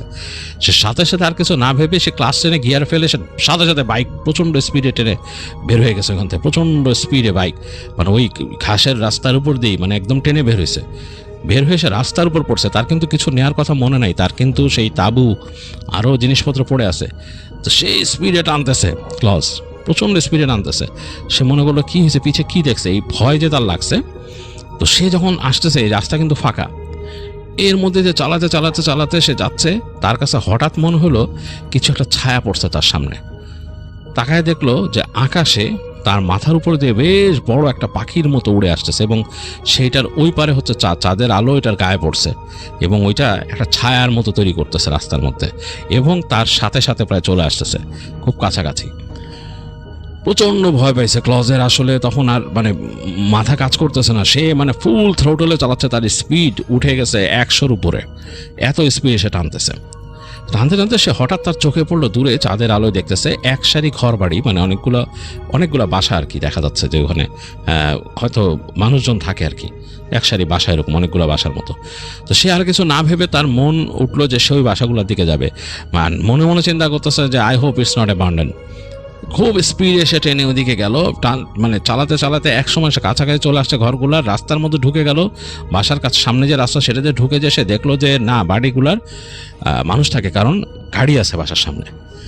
তো সে আর কিছু না ভেবে প্রথম বাসাটার সামনে বাইকটা একদম স্পিডে এনে সে কন্ট্রোল করে ঢুকাই দিছে বাসার সামনে, ওই দরজা দিয়ে আর কি, ওখানে খোলা ছিল, ওটার সামনে ঢুকাই ওই গাড়ির পাশে বাইকটা রেখে দিছে। তো বাইকটা যখন গাড়ির পাশে রাখছে তখনই ওই বাড়ির ভেতরে মোশন সেন্সর ছিল, বাতি জ্বলে উঠছে সামনে, টপ করে বাতি জ্বলে উঠছে। তো তার বাইকের তো সাউন্ড আছে, একটা বেশ সাউন্ড হচ্ছে, এবং মোশন সেন্সর জ্বলছে, এবং সে তখনই দেখলো যে ওই যে পাখা নিয়ে যে উঠতেছিল সেইটা কোনো একটা কিছু সেই বাসার ছাদের উপর এসে ধাপ করে নামছে, সেটাও সে বুঝছে, এবং ডানাটা যে ফোল্ড করছে সেটাও সে বুঝছে। এখান থেকে দেখতেছে ক্লজ ওই বাসার ছাদের উপরে একটা মাথাটার মধ্যে কোনো চুল নাই, মানে একেবারে চুলহীন একটা মাথা, মানে চামড়া চকচক করতেছে, সেই চামড়াটা মনে হচ্ছে মানে অন্যরকম, মানে ফ্যাকাশে কালারের চামড়া, এবং চোখ দুটা জ্বলতেছে, কোন একটা মানুষের মতো জিনিস। এবং সেটার মুখের মধ্যে সে বুঝতেছে না মুখটা কেমন, মনে হচ্ছে যে মুখের ভেতরটা লালচে টাইপের হবে, এরকম লাগতেছে তার কাছে। ওইখানে ওই ছাদের উপরে, মানে ছাদটা এরকম স্লোপি ছাদ, ওইটার উপরে এসে নামছে, এবং বুঝতেছে যে বেশ উঁচু লম্বা এটা, এবং কুজা হয়ে বসছে।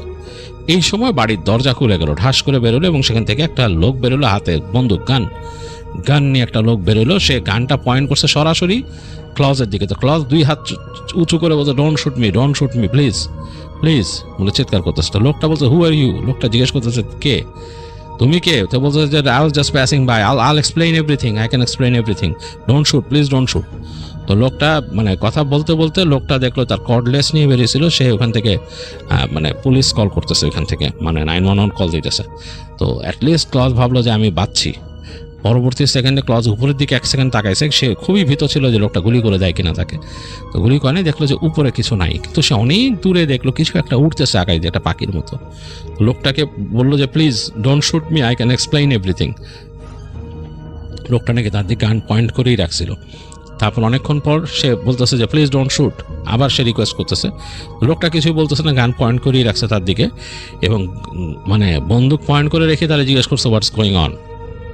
এখন সে বলতেছে যে আমি এদিকে যাচ্ছিলাম, আই ওয়াজ এ সোলো ক্যাম্পার, আমি এদিকে রাস্তার মধ্যে টায়ার্ড হয়ে যাওয়া, ওখানে থামছিলাম এরকম একটা জায়গায়, অ্যান্ড আমি একটা উইয়ার্ড ক্রিচার এরকম দেখছি এসে। তো লোকটা তখন লোকে বলতেছে যে তুমি এখানে মাউন্টেন লাইনের পায়ে যাইতেছো, তো তুমি অবশ্যই তুমি উইয়ার্ড কিছু দেখবা, এটাই স্বাভাবিক, উইয়ার্ড অনেক কিছুই দেখা যায় মাউন্টেন এরিয়াতে।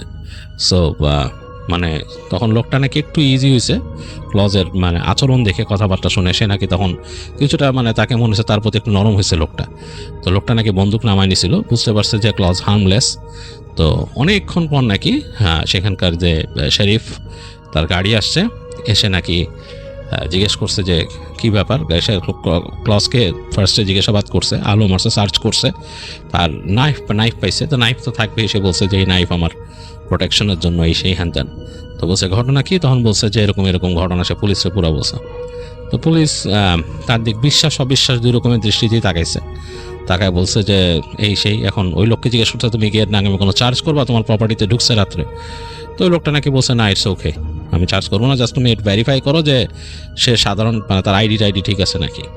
তো ক্লজের নাকি এত কিছু চেক করা যায় না, নর্মালি তার নামে তো কোনো রিপোর্ট পায় নাই, তারা হিসাব রাখছে, তার নামটা নোট করছে। তো লোকটা বলছে যে ওকে, আমি তাকে আমার এই সামনের ইয়ার্ড এসে থাকতে পারবে রাত্রে, অসুবিধা নেই, যতটুকু টাইম সে বসে থাকতে চায়।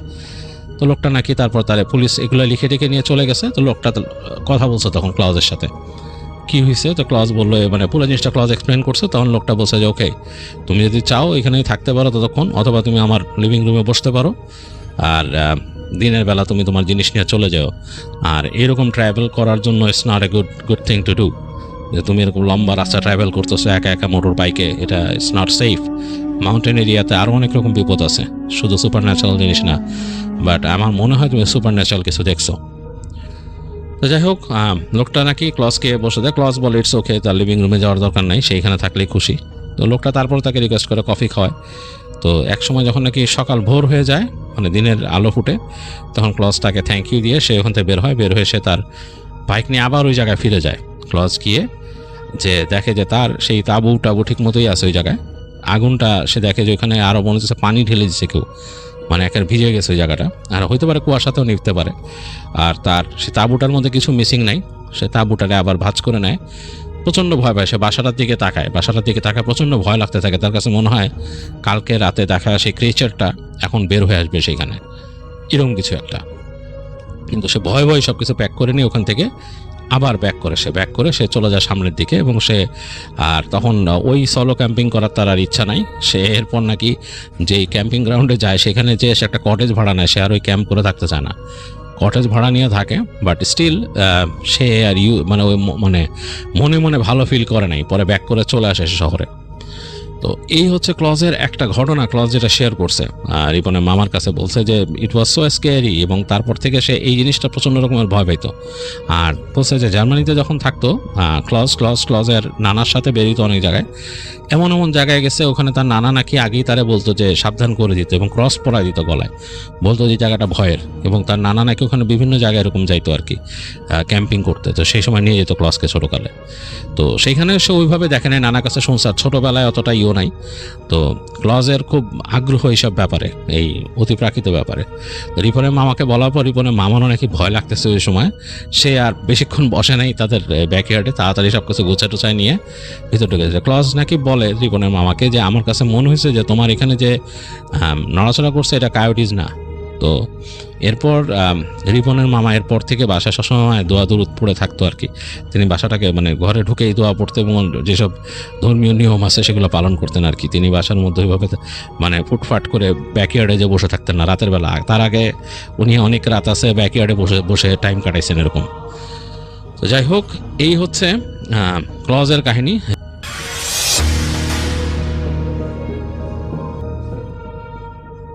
এখন যে ঘটনাটি আপনাদের সাথে শেয়ার করব, এই ঘটনাটি আমাদেরকে যিনি পাঠিয়েছেন উনিও একজন রেমিটেন্স যোদ্ধা ভাই। ওনার নাম সাগর ইসলাম।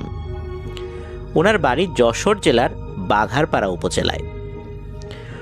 উনি 2023 সালে সৌদি আরবে গিয়েছেন। ঘটনাটি যখন ঘটে তখন সাল 2014 কি 15, উনি এক্স্যাক্ট সাল এবং তারিখ বলতে পারেননি। ঘটনাটি ওনার নিজের সাথেই ঘটেছিল। উনি সঙ্গত কারণে গ্রামের নামটি বলেননি, কেননা এটি একটি মাদ্রাসা কেন্দ্রিক ঘটনা। এই কারণেই উনি গ্রামের নামটি হাইড রাখতে চেয়েছেন। ওই সালে একটি ঘটনা ঘটে, সেই ঘটনাটি মূলত উনি আমাদেরকে পাঠিয়েছেন। তো উনি যেই মাদ্রাসায় পড়তেন ওই মাদ্রাসায় দুইজন হুজুর ছিল, একজন বড় হুজুর আর একজন হুজুর ছিলেন। বড় হুজুর উনি রাতের বেলা মাদ্রাসাতে থাকতেন না, ওনার বাসা কাছাকাছি ছিল। উনি ফজরের সময় আসতেন, আবার রাতের বেলা চলে যেতেন। আর মাদ্রাসায় থাকার জন্য আরেকজন হুজুর ছিলেন, উনি সব দিন থাকলেও বৃহস্পতিবার রাতের বেলা উনি বাড়িতে চলে যেতেন, শুক্রবার সন্ধ্যার দিকে উনি আবার মাদ্রাসায় ফেরত আসতেন। তো এই যে বৃহস্পতিবার রাতের বেলা অধিকাংশ স্টুডেন্টরা আবার বাড়িতে চলে যেত, কিছু কিছু স্টুডেন্ট আবার মাদ্রাসায় থাকতো। যারা মাদ্রাসায় থাকতো তাদের টেক কেয়ারের দায়িত্বে আবার যারা সিনিয়ররা থাকতেন তারা থাকতেন। যেহেতু রাতের বেলা মাদ্রাসায় হুজুর থাকতেন না বৃহস্পতিবারে, তাহলে মাদ্রাসার কাউকে না কাউকে তো জুনিয়রদের দায়িত্ব পালন করতে হবে, যেহেতু রাতের বেলা অনেক ধরনের ঘটনাই ঘটতে পারে। তো এভাবেই চলছিল। আর এই যে বড় হুজুর, উনি জিন ভূত রিলেটেড ট্রিটমেন্টগুলো করতে পারতেন, ভালো রুকিয়া জানতেন। অনেক জায়গাতেই ওনার ডাক আসতো, উনি যেতেন। যাওয়ার সময় বড় স্টুডেন্টদেরকে উনি সাথে নিয়ে যেতেন। তো যাদেরকে সাথে নিতেন তাদের মধ্যে সাগর ইসলাম ভাই একজন ছিলেন। বিভিন্ন সময়ে উনি দেখেছেন কিভাবে রুকিয়া করতে হয়, কি ধরনের দোয়াগুলো পড়তে হয়। উনি নিজেও এগুলো দেখে দেখে অনেক কিছু শিখেছিলেন।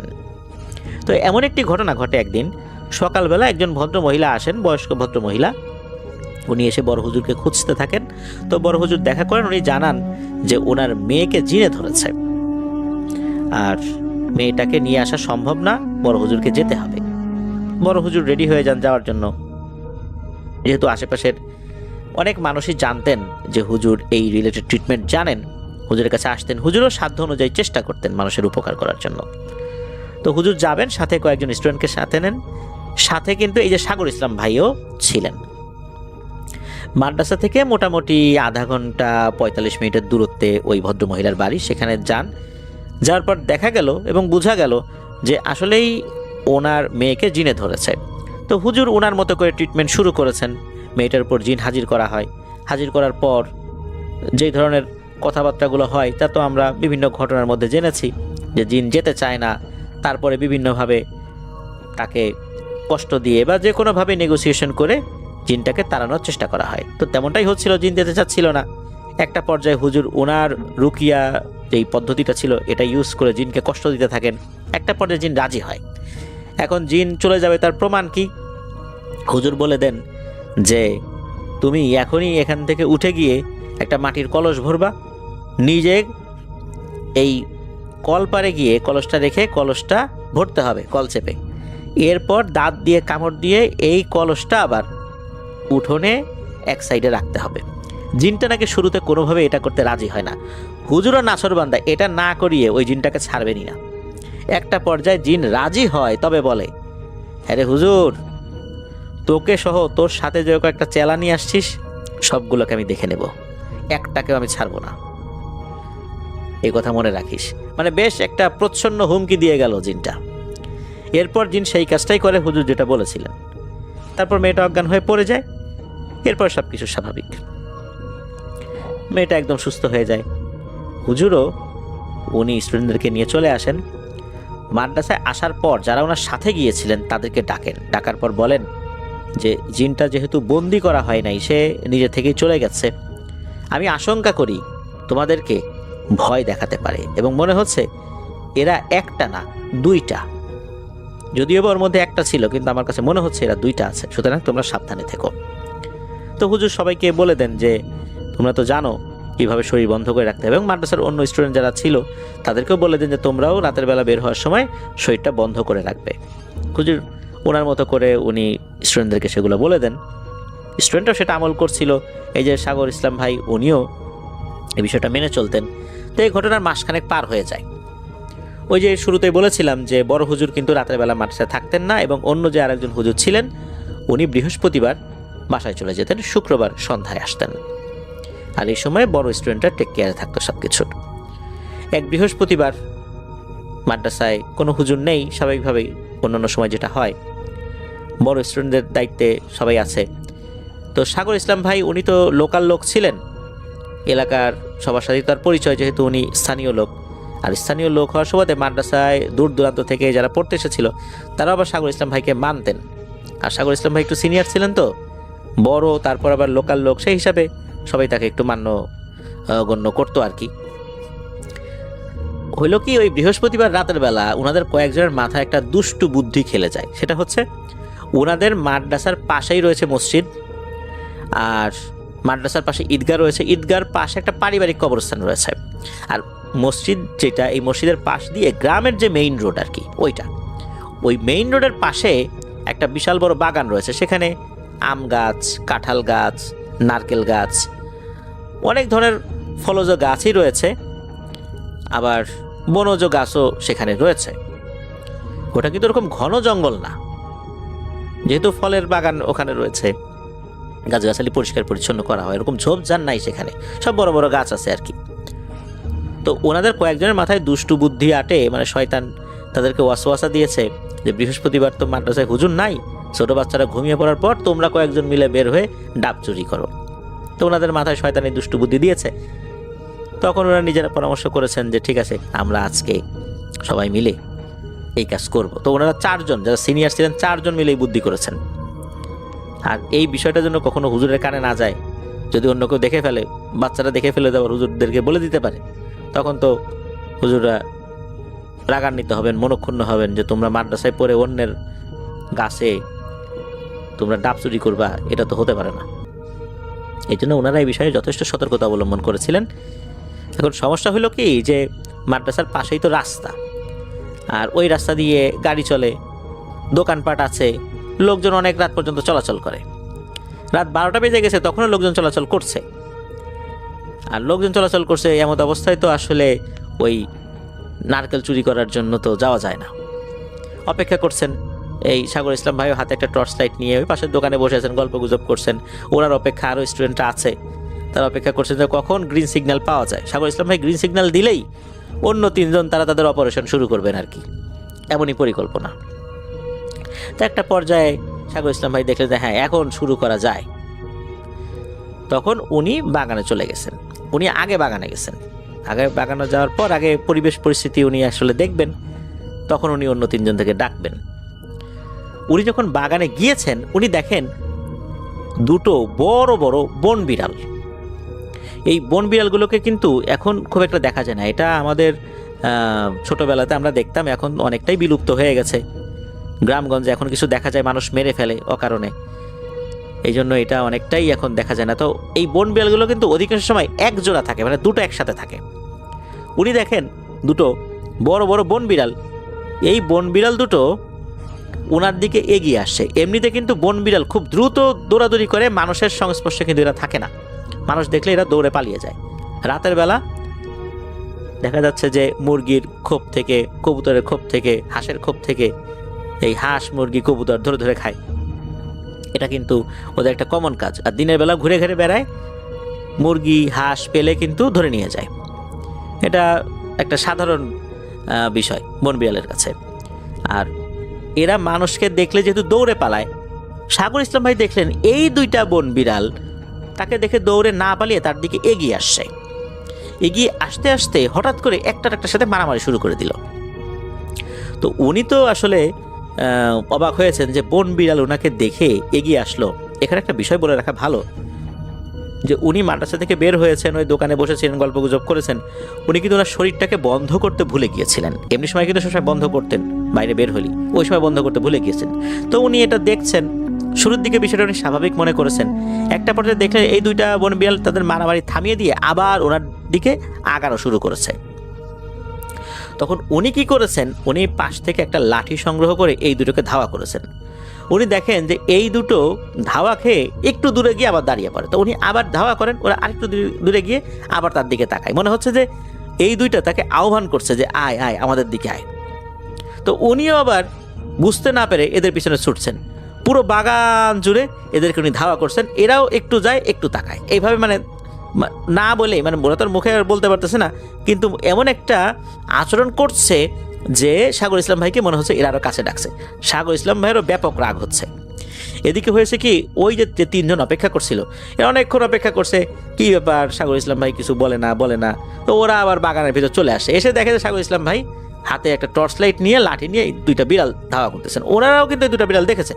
তখন ও ভাই আপনি কি করেন, এই 2 বন বিড়ালের পিছনে দৌড়াদৌড়ি করছেন, আসেন এদিকে আসেন।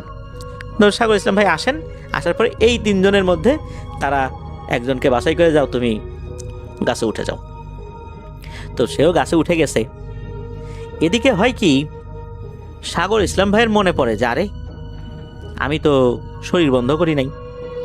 তখন উনি দ্রুত আয়াতুল কুরসি সহ আরও অন্যান্য কিছু দোয়া দুরুদ করে শরীরটা বন্ধ করে নেন। এদিকে তাদের অপারেশন শেষ, ডাব নিয়ে চলে গেছেন, অন্যরা কাছ থেকে নেমে আসেন। তো ওই 3 জন আগে চলে গেছে, সাগর ইসলাম ভাই আবার একটু পাশে দেখছেন যে কেউ দেখে ফেললো কিনা, উনি একটু দেখার চেষ্টা করছিলেন। এমত অবস্থায় হঠাৎ করে দেখেন এই দুটা বিড়াল আবার কোত্থেকে যেন চলে আসছে। তবে এবার হলো একটা বিষয়, অন্যান্যবার দেখা যাচ্ছিল যে এই দুটো বিড়াল ওনাকে দেখে এগিয়ে আসছে। এবার উনি যখন ওই বিড়ালের দিকে 1 পা আগান, ওই বিড়ালও কি করে 1 পা পিছায়। উনি 1 পা আগান, ওই বিড়াল 1 পা পিছায়। উনি 2 পা আগান, ওই বিড়াল 2 পা পিছায়। আবার উনি যখন মাদ্রাসার দিকে আগানো শুরু করেন, ওই বিড়াল আবার ওনাকে ফলো করে আগাতে থাকে। উনি তখন বুঝতে পারলেন যে উনি যে শরীর বন্ধ করে নিয়েছেন, এই কারণে বিড়ালটা তার কাছে আসতে পারছে না। উনি যখন এগিয়ে যান, বিড়ালটা তখন পিছিয়ে যায়। এরপর উনি আবার বিড়াল দুটোকে ধাওয়া করেন, এরপর বিড়াল দুটো পালিয়ে যায়। এরপর উনি মাদ্রাসায় চলে আসেন। আসার পর বুঝতে পেরেছিলেন উনি কি বিশাল একটা বিপদে পড়েছিলেন। কারণ এই দুটো বিড়াল মোটেও সাধারণ কোনো বিড়াল ছিল না। কেননা বন বিড়াল কখনোই মানুষকে দেখলে এত কাছে আসতে চায় না, এরা মানুষ দেখলেই পালায়। অথচ এই দুটো বিড়াল তাকে দেখে এগিয়ে এসেছিল, তাকে আক্রমণ করতে চেয়েছিল এবং তাকে আস্তে আস্তে ওই বাগান ছেড়ে অন্য দিকে নিয়ে যেতে চাইলেও আল্লাহর অশেষ রহমতে ওই সময় উনি অন্য দিকে যান নাই। কিন্তু ওরা কিন্তু এই চেষ্টাটা করেছিল। পরবর্তীতে উনি বুঝতে পেরেছিলেন এবং জানতেও পেরেছিলেন যে এই দুটো বিড়াল হচ্ছে সেই জিনগুলো যেগুলো হুমকি দিয়েছিল। পরবর্তীতে জানতে পেরেছিলেন, আরও সতর্ক হয়ে যান উনি। তো ওনার সাথে ঘটে যাওয়া এই ঘটনাটি আমাদেরকে শেয়ার করেছেন।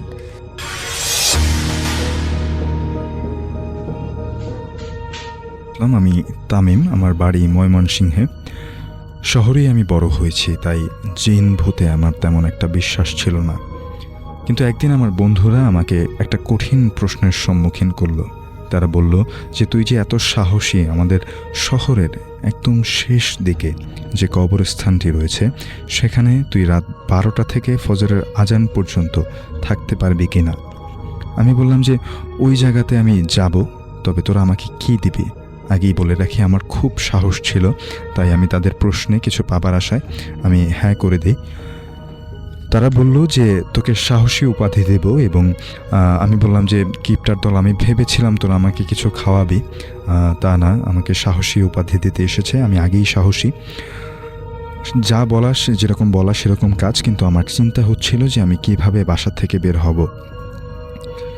বাসা থেকে বের হতে তেমন একটা সমস্যা হলো না। আম্মুর চোখ ফাঁকি দিয়ে আমি আমার রুমের দরজা লাগিয়ে দিই এবং জানালা দিয়ে বাসা থেকে বের হয়ে যাই। তারপরে আমি নির্ধারিত জায়গায় বন্ধুদের সাথে দেখা করি। তারপরে সবাই মিলে যাই সেই কবরস্থানটার কাছে। কবরস্থানটার চারপাশে বাইরে উঁচু লম্বা দেয়াল রয়েছে। আমরা দেয়ালের পাশে গিয়ে দাঁড়ালাম। তারপর বন্ধুরা বলল যে তুই দেয়াল টপকে ভেতরে যা, তোর কাছে কি মোবাইল আছে? আমি বললাম হ্যাঁ আছে। ওরা বলল যে কোনো রকমের ভয় পেলে আমাদেরকে ফোন দিবি, আর আমরা ফজরের সময় তোকে নিতে আসব। এই বলে ওরা রওনা দিবে এবং আমি দেয়াল টপকে ভিতরের দিকে যাব। ওরা রওনা দিল, আমি দেয়াল টপকে গিয়ে কবরস্থানের ভেতরে পড়লাম। ভেতরে আমি একটা পুরনো কবরের উপরে পড়লাম। পড়ার সাথে সাথে আমি দেখলাম চারপাশটা একদম নিরিবিলি এবং পুরনো কবরগুলো বেশ জীবন্ত মনে হচ্ছিল আমার কাছে। খুব ভয় লাগতে শুরু করলো আমার হঠাৎই। চারপাশে কেউ নেই, শুধুমাত্র একটা বাউন্ডারিতে ঘেরা দেয়ালের মাঝখানে আমি একা। আমার খুব ভয় হচ্ছিল। আমি চারপাশে তাকাচ্ছিলাম, এমন সময় একটা খসখস শব্দ শুনতে পাই। এই শব্দ পেয়ে আমি আরও ভয় পেয়ে যাই। আমি ভূতের ভয় না করে ভাবছিলাম যে কোনো প্রাণী অথবা সাপ এরকম কিছু হতে পারে। তাই আমি একটা দাঁড়ানোর মতো জায়গা খুঁজছিলাম। জায়গা খুঁজতে গিয়ে চারপাশে তাকাতেই আমি দেখলাম ঠিক কবরস্থানটির মাঝখানে একটা ঘর রয়েছে, একটা ছোট রুমের মতো, এবং রুমটাতে মিটিমিটি আলো জ্বলছে। সম্ভবত রুমটা একসময় কবরস্থানের পাহারাদার থাকতো, এখন থাকে কিনা সেটা বলা যাচ্ছে না। আমি রুমের দিকে দ্রুত দৌড়ে গেলাম। তখনও চারপাশে আমি প্রচণ্ড রকম খসখস শব্দ শুনতে পাচ্ছি। আমি দৌড়ে গিয়ে রুমটার সামনে গেলাম, গিয়ে দেখলাম যে রুমটা তালা বন্ধ। এরপর আমি এত ভয়ের কারণে চারপাশে কবরগুলোর দিকে তাকিয়ে ভাবলাম এর থেকে রুমের ভেতরে থাকাটাই নিরাপদ হবে। সেখানে সাপ বা বিচ্ছুর থাকার সম্ভাবনা একটু কম। তাই আমি একটি ইট নিয়ে রুমের তালা ভাঙার চেষ্টা করি এবং তালাটা ভেঙে ফেলি। রুমের ভেতরে প্রবেশ করতেই আমি বাইরের খসখস শব্দগুলো পাচ্ছিলাম না। আমি দরজাটা লাগিয়ে দিয়ে ভেতরে একটা আলো জ্বালতেই, ফোনের আলোটা জ্বালতেই আমি দেখতে পাই যে একটা খাটিয়া সেখানে রয়েছে, কিন্তু চারপাশে খুব ধুলো ময়লা পড়ে আছে। কোনো জায়গায় বসার মতো জায়গা ছিল না, অথচ খাটিয়াটা একদম পরিষ্কার। আমি গিয়ে খাটিয়ার উপরে বসে পড়ি। বসে পড়ার সাথে সাথেই আমার চোখ ভেঙে ঘুম আসতে থাকে। কখন যে আমি শুয়ে পড়েছি আমার মনে নেই।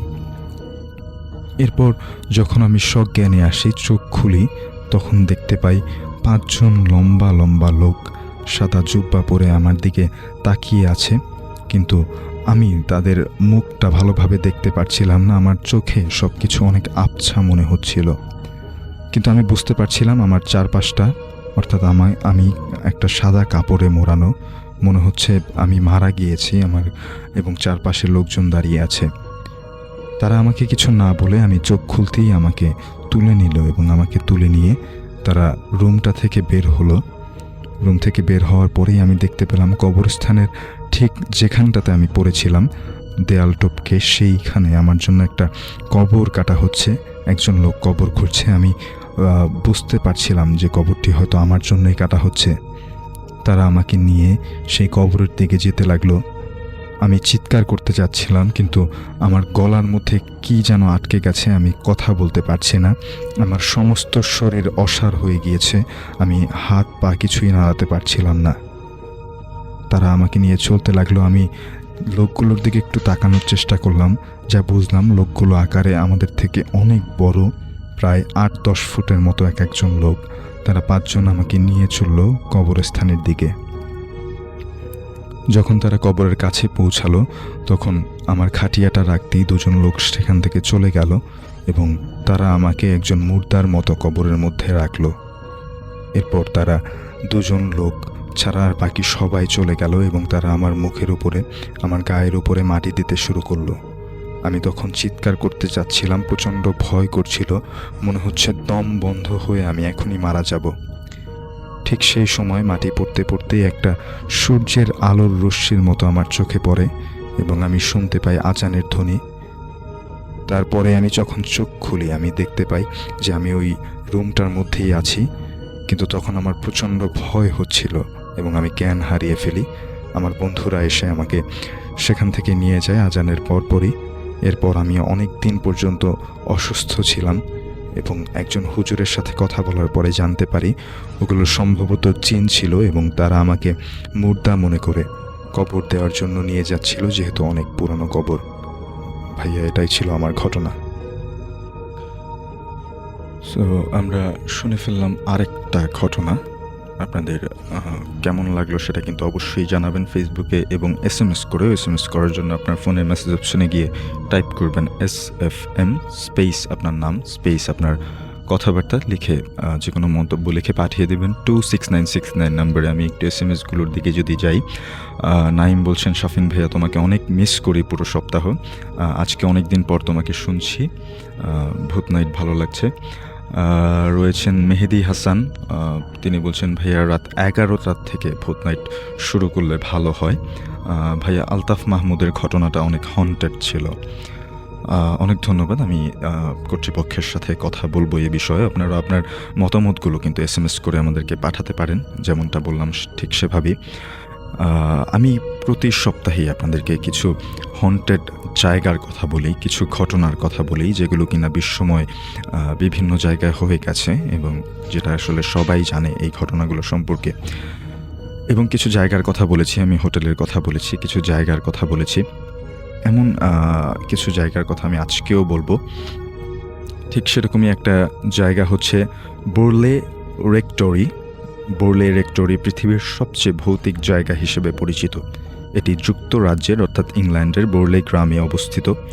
1863 সালে নির্মাণ করা হয়। এখানে নুন নামের এক ব্যক্তিকে হাঁটতে দেখা যায়, যাকে পুড়িয়ে হত্যা করা হয়েছিল। পুরনো একটি গল্প প্রচলিত আছে যে নুন লোকটি বোরলে সম্প্রদায়ের এক সন্ন্যাসিনীর প্রেমে পড়েন। দুজনে চেয়েছিলেন পালিয়ে যেতে, কিন্তু যেতে পারলেন না। ধরা পড়ার পর সন্ন্যাসিনীকে খুন করা হয় আর নুনকে পুড়িয়ে মারা হয়। এরপর থেকেই এই বাড়িটি অর্থাৎ বোরলে রেক্টরি বাড়িটি পৃথিবীর সবথেকে ভয়ঙ্কর বাড়ি হিসেবে পরিচিত। এটি ইংল্যান্ডে অবস্থিত। ইংল্যান্ড থেকে যদি আমাদেরকে কেউ শুনে থাকেন তাহলে কিন্তু আমাদেরকে জানাতে পারবেন যে এই জায়গাটা আসলে কেমন বা এই জায়গা সম্পর্কে আপনি কিছু জানেন কিনা। ঘটনাটি আমার এক মামার কাছে শোনা এবং লোমহর্ষক ঘটনাটি আমার মামা সহ আরও একজনের সাথে ঘটে। তো মামা ও মামার বন্ধু নৌকা হয়ে আসছিল গাড়ি চড়ে। তখন রাত প্রায় 3টা। তারা মাইক্রোবাস করে যখন আসছিল সেই মুহূর্তে তারা একটা মেয়েকে দেখতে পায় রাস্তার মাঝে দাঁড়ানো। মামার বন্ধু বলে, এত রাতে এখানে একটা মেয়ে বোধহয় বিপদে পড়েছে, চল মেয়েটিকে সাহায্য করি। মামা তখন বলে, তুই কি ঠিক আছিস? দেখ চারদিকে, আশেপাশে বিল, আশেপাশে কোনো বাড়ি ঘর নেই, তাছাড়া রাত 3টা বাজে, এত রাতে এমন নির্জন জায়গায় একটা মেয়ে। মামার বন্ধুটি ভূত প্রেতে কিছুতেই বিশ্বাস করতো না। তো সে মামাকে বলল, তুই না গেলে না যাস, আমি যাব। মামার বন্ধুটি গাড়ি ঘুরিয়ে সেই মেয়েটি যে জায়গায় ছিল সেই জায়গায় যে দেখে মেয়েটি হাঁটু গেড়ে বসে আছে। তারা নেমে দেখে সেটি ছিল একজন মহিলা, বয়স 40-45 হবে। তারা মহিলাটিকে বলে, এত রাতে আপনি এখানে, কোনো বিপদ হয়েছে নাকি? মহিলাটি কোনো কথা না বলে ফুপিয়ে ফুপিয়ে কাঁদতে থাকে। মহিলার কান্নার কারণ জানতে চাইলে মহিলাটি কিছুই বলে না। হঠাৎ মহিলাটি বিলের মধ্য দিয়ে হেঁটে যেতে থাকে। মামা বন্ধুকে বলে মহিলার সাথে যাবার দরকার নেই, বিপদ হতে পারে, কিন্তু বন্ধু মামার কথা না শুনে মহিলার পেছনে পেছনে যেতে থাকে। নিরুপায় হয়ে মামাও তার সাথে যায়। কিছু দূর যাবার পরে মহিলাটা একটা পোটলার মতো কিছু একটা দেখিয়ে হু হু করে কেঁদে উঠল। মামা এবং বন্ধু যে দেখে পোটলার ভেতরে একটা কাপড়ে ঢাকা ছোট্ট বাচ্চার লাশ। মামা এই লাশ সম্পর্কে জানতে চাইলে মহিলাটি চুপ করে কাঁদতে থাকে। মামারা ভাবে মহিলাটি হয়তো বোবা। হুট করে মামার বন্ধুটি বলে ওঠে যে চল মহিলাটি আমরা সাথে করে ওনাকে নিয়ে যাই, এই নির্জন এলাকায় এত রাতে ফেলে রেখে যাওয়াটা উচিত হবে না। মামা অনিচ্ছা সত্ত্বেও রাজি হলো। মহিলাকে গাড়ির পেছনের সিটে বসিয়ে গাড়ি চলতে লাগলো। সময় তখন রাত 3:50। কিছু দূর যাবার পর গাড়ির ইঞ্জিন হঠাৎ বন্ধ হয়ে গেল। গাড়ি সারতে সারতে প্রায় 4:15 বেজে গেল। গাড়ি আবার চলছে এমন সময় মামা লুকিং গ্লাসের দিকে তাকিয়ে দেখে মহিলাটার মাথাহীন দেহ। সাথে সাথে পেছনে ফিরে দেখে মহিলাটি ঠিকই আছে, কিন্তু আবার যখন লুকিং গ্লাসের দিকে তাকায় তখনই ওই শূন্য মাথাসহ একটা দেহ দেখতে পায়। মামা তখন তার বন্ধুকে দেখতে বলল। বন্ধু এই একই দৃশ্য দেখে ভয়ে কাঁপতে লাগলো এবং তারা দুজনেই প্রচণ্ড ঘামতে শুরু করলো। মামা ভয়ে কাপড় দিয়ে লুকিং গ্লাসটা ঢেকে দিল এবং মহিলার দিকে তাকিয়ে বলল, আপনি কি কিছু খাবেন কি না? সাথে সাথে খেয়াল করলো মহিলাটির চোখ অনেকখানি লাল এবং মৃত শিশুটি তার কোলেই রয়েছে। মামা আল্লাহ আল্লাহ করতে থাকলো। কিছু দূর যেতে না যেতে তারা মহিলাটিকে রাস্তার পাশে দাঁড়ানো অবস্থায় দেখে, কিন্তু মহিলাটি তো তাদের পাশে পিছনে গাড়িতে বসা ছিল। তারা গাড়িটি থামিয়ে দিল এবং একসাথে দেখলো যে পিছনের মহিলাটি নেই। এবং সবচেয়ে ভয়ঙ্কর ব্যাপার হচ্ছে মৃত বাচ্চাটি সিটের উপর দাঁড়িয়ে তাদের দিকে মুচকি হাসছে এবং বাচ্চাটির চোখে কোথাও মনে নেই। এই দৃশ্য দেখে সহ্য করতে না পেরে মামার বন্ধু সেন্সলেস হয়ে যায়। মামা মনে সাহস আনার চেষ্টা করলো, এই ভেবে যদি আমার কিছু হয় তাহলে আমাদের আজ রাতে এখানে পড়ে থাকতে হবে, কিছুতেই জ্ঞান হারানো যাবে না। মামা এবার নিজে গাড়ি ড্রাইভ করতে লাগলো এবং ভয়ে পেছনে তাকাচ্ছে না। মামা যত সূরা জানে সবগুলো পড়তে লাগলো। হঠাৎ মামা পেছন থেকে খটমট একটা আওয়াজ শুনতে পেল। মামা ভয়ে ভয়ে লুকিং গ্লাসের কাপড় সরিয়ে দেখে বাচ্চাটি একটা রক্তাক্ত পা চিবিয়ে চিবিয়ে খাচ্ছে। এটা দেখে মামা গাড়ির স্পিড আরও বাড়িয়ে দিল এবং মামা নাকি আরও 2 বার ওই মহিলাটিকে গাড়ির বাইরে দাঁড়ানো অবস্থায় দেখেছে। ইতিমধ্যে সকাল হয়ে গেছে, তো মামা দেখে রাস্তাঘাটে মানুষ ও যানবাহন চলছে। তখন ঘড়িতে সকাল 7:25 বাজে। মামা গাড়ি থামিয়ে পেছনে দেখে কিছু নেই অথবা কেউ নেই, শুধুমাত্র সেই কাপড়টা ছাড়া যে কাপড়ে বাচ্চাটি ঢাকা ছিল। মামা যে দেখে কাপড়ের মধ্যে কয়েকটা রক্তাক্ত হাড় পড়ে আছে। মামা রাস্তায় কয়েকজন লোককে ডেকে আনলো ব্যাপারটা দেখানোর জন্য, কিন্তু এসে দেখে গাড়ির পেছনের সিটে কাপড় সহ রক্তাক্ত হাড়গুলো আর নেই।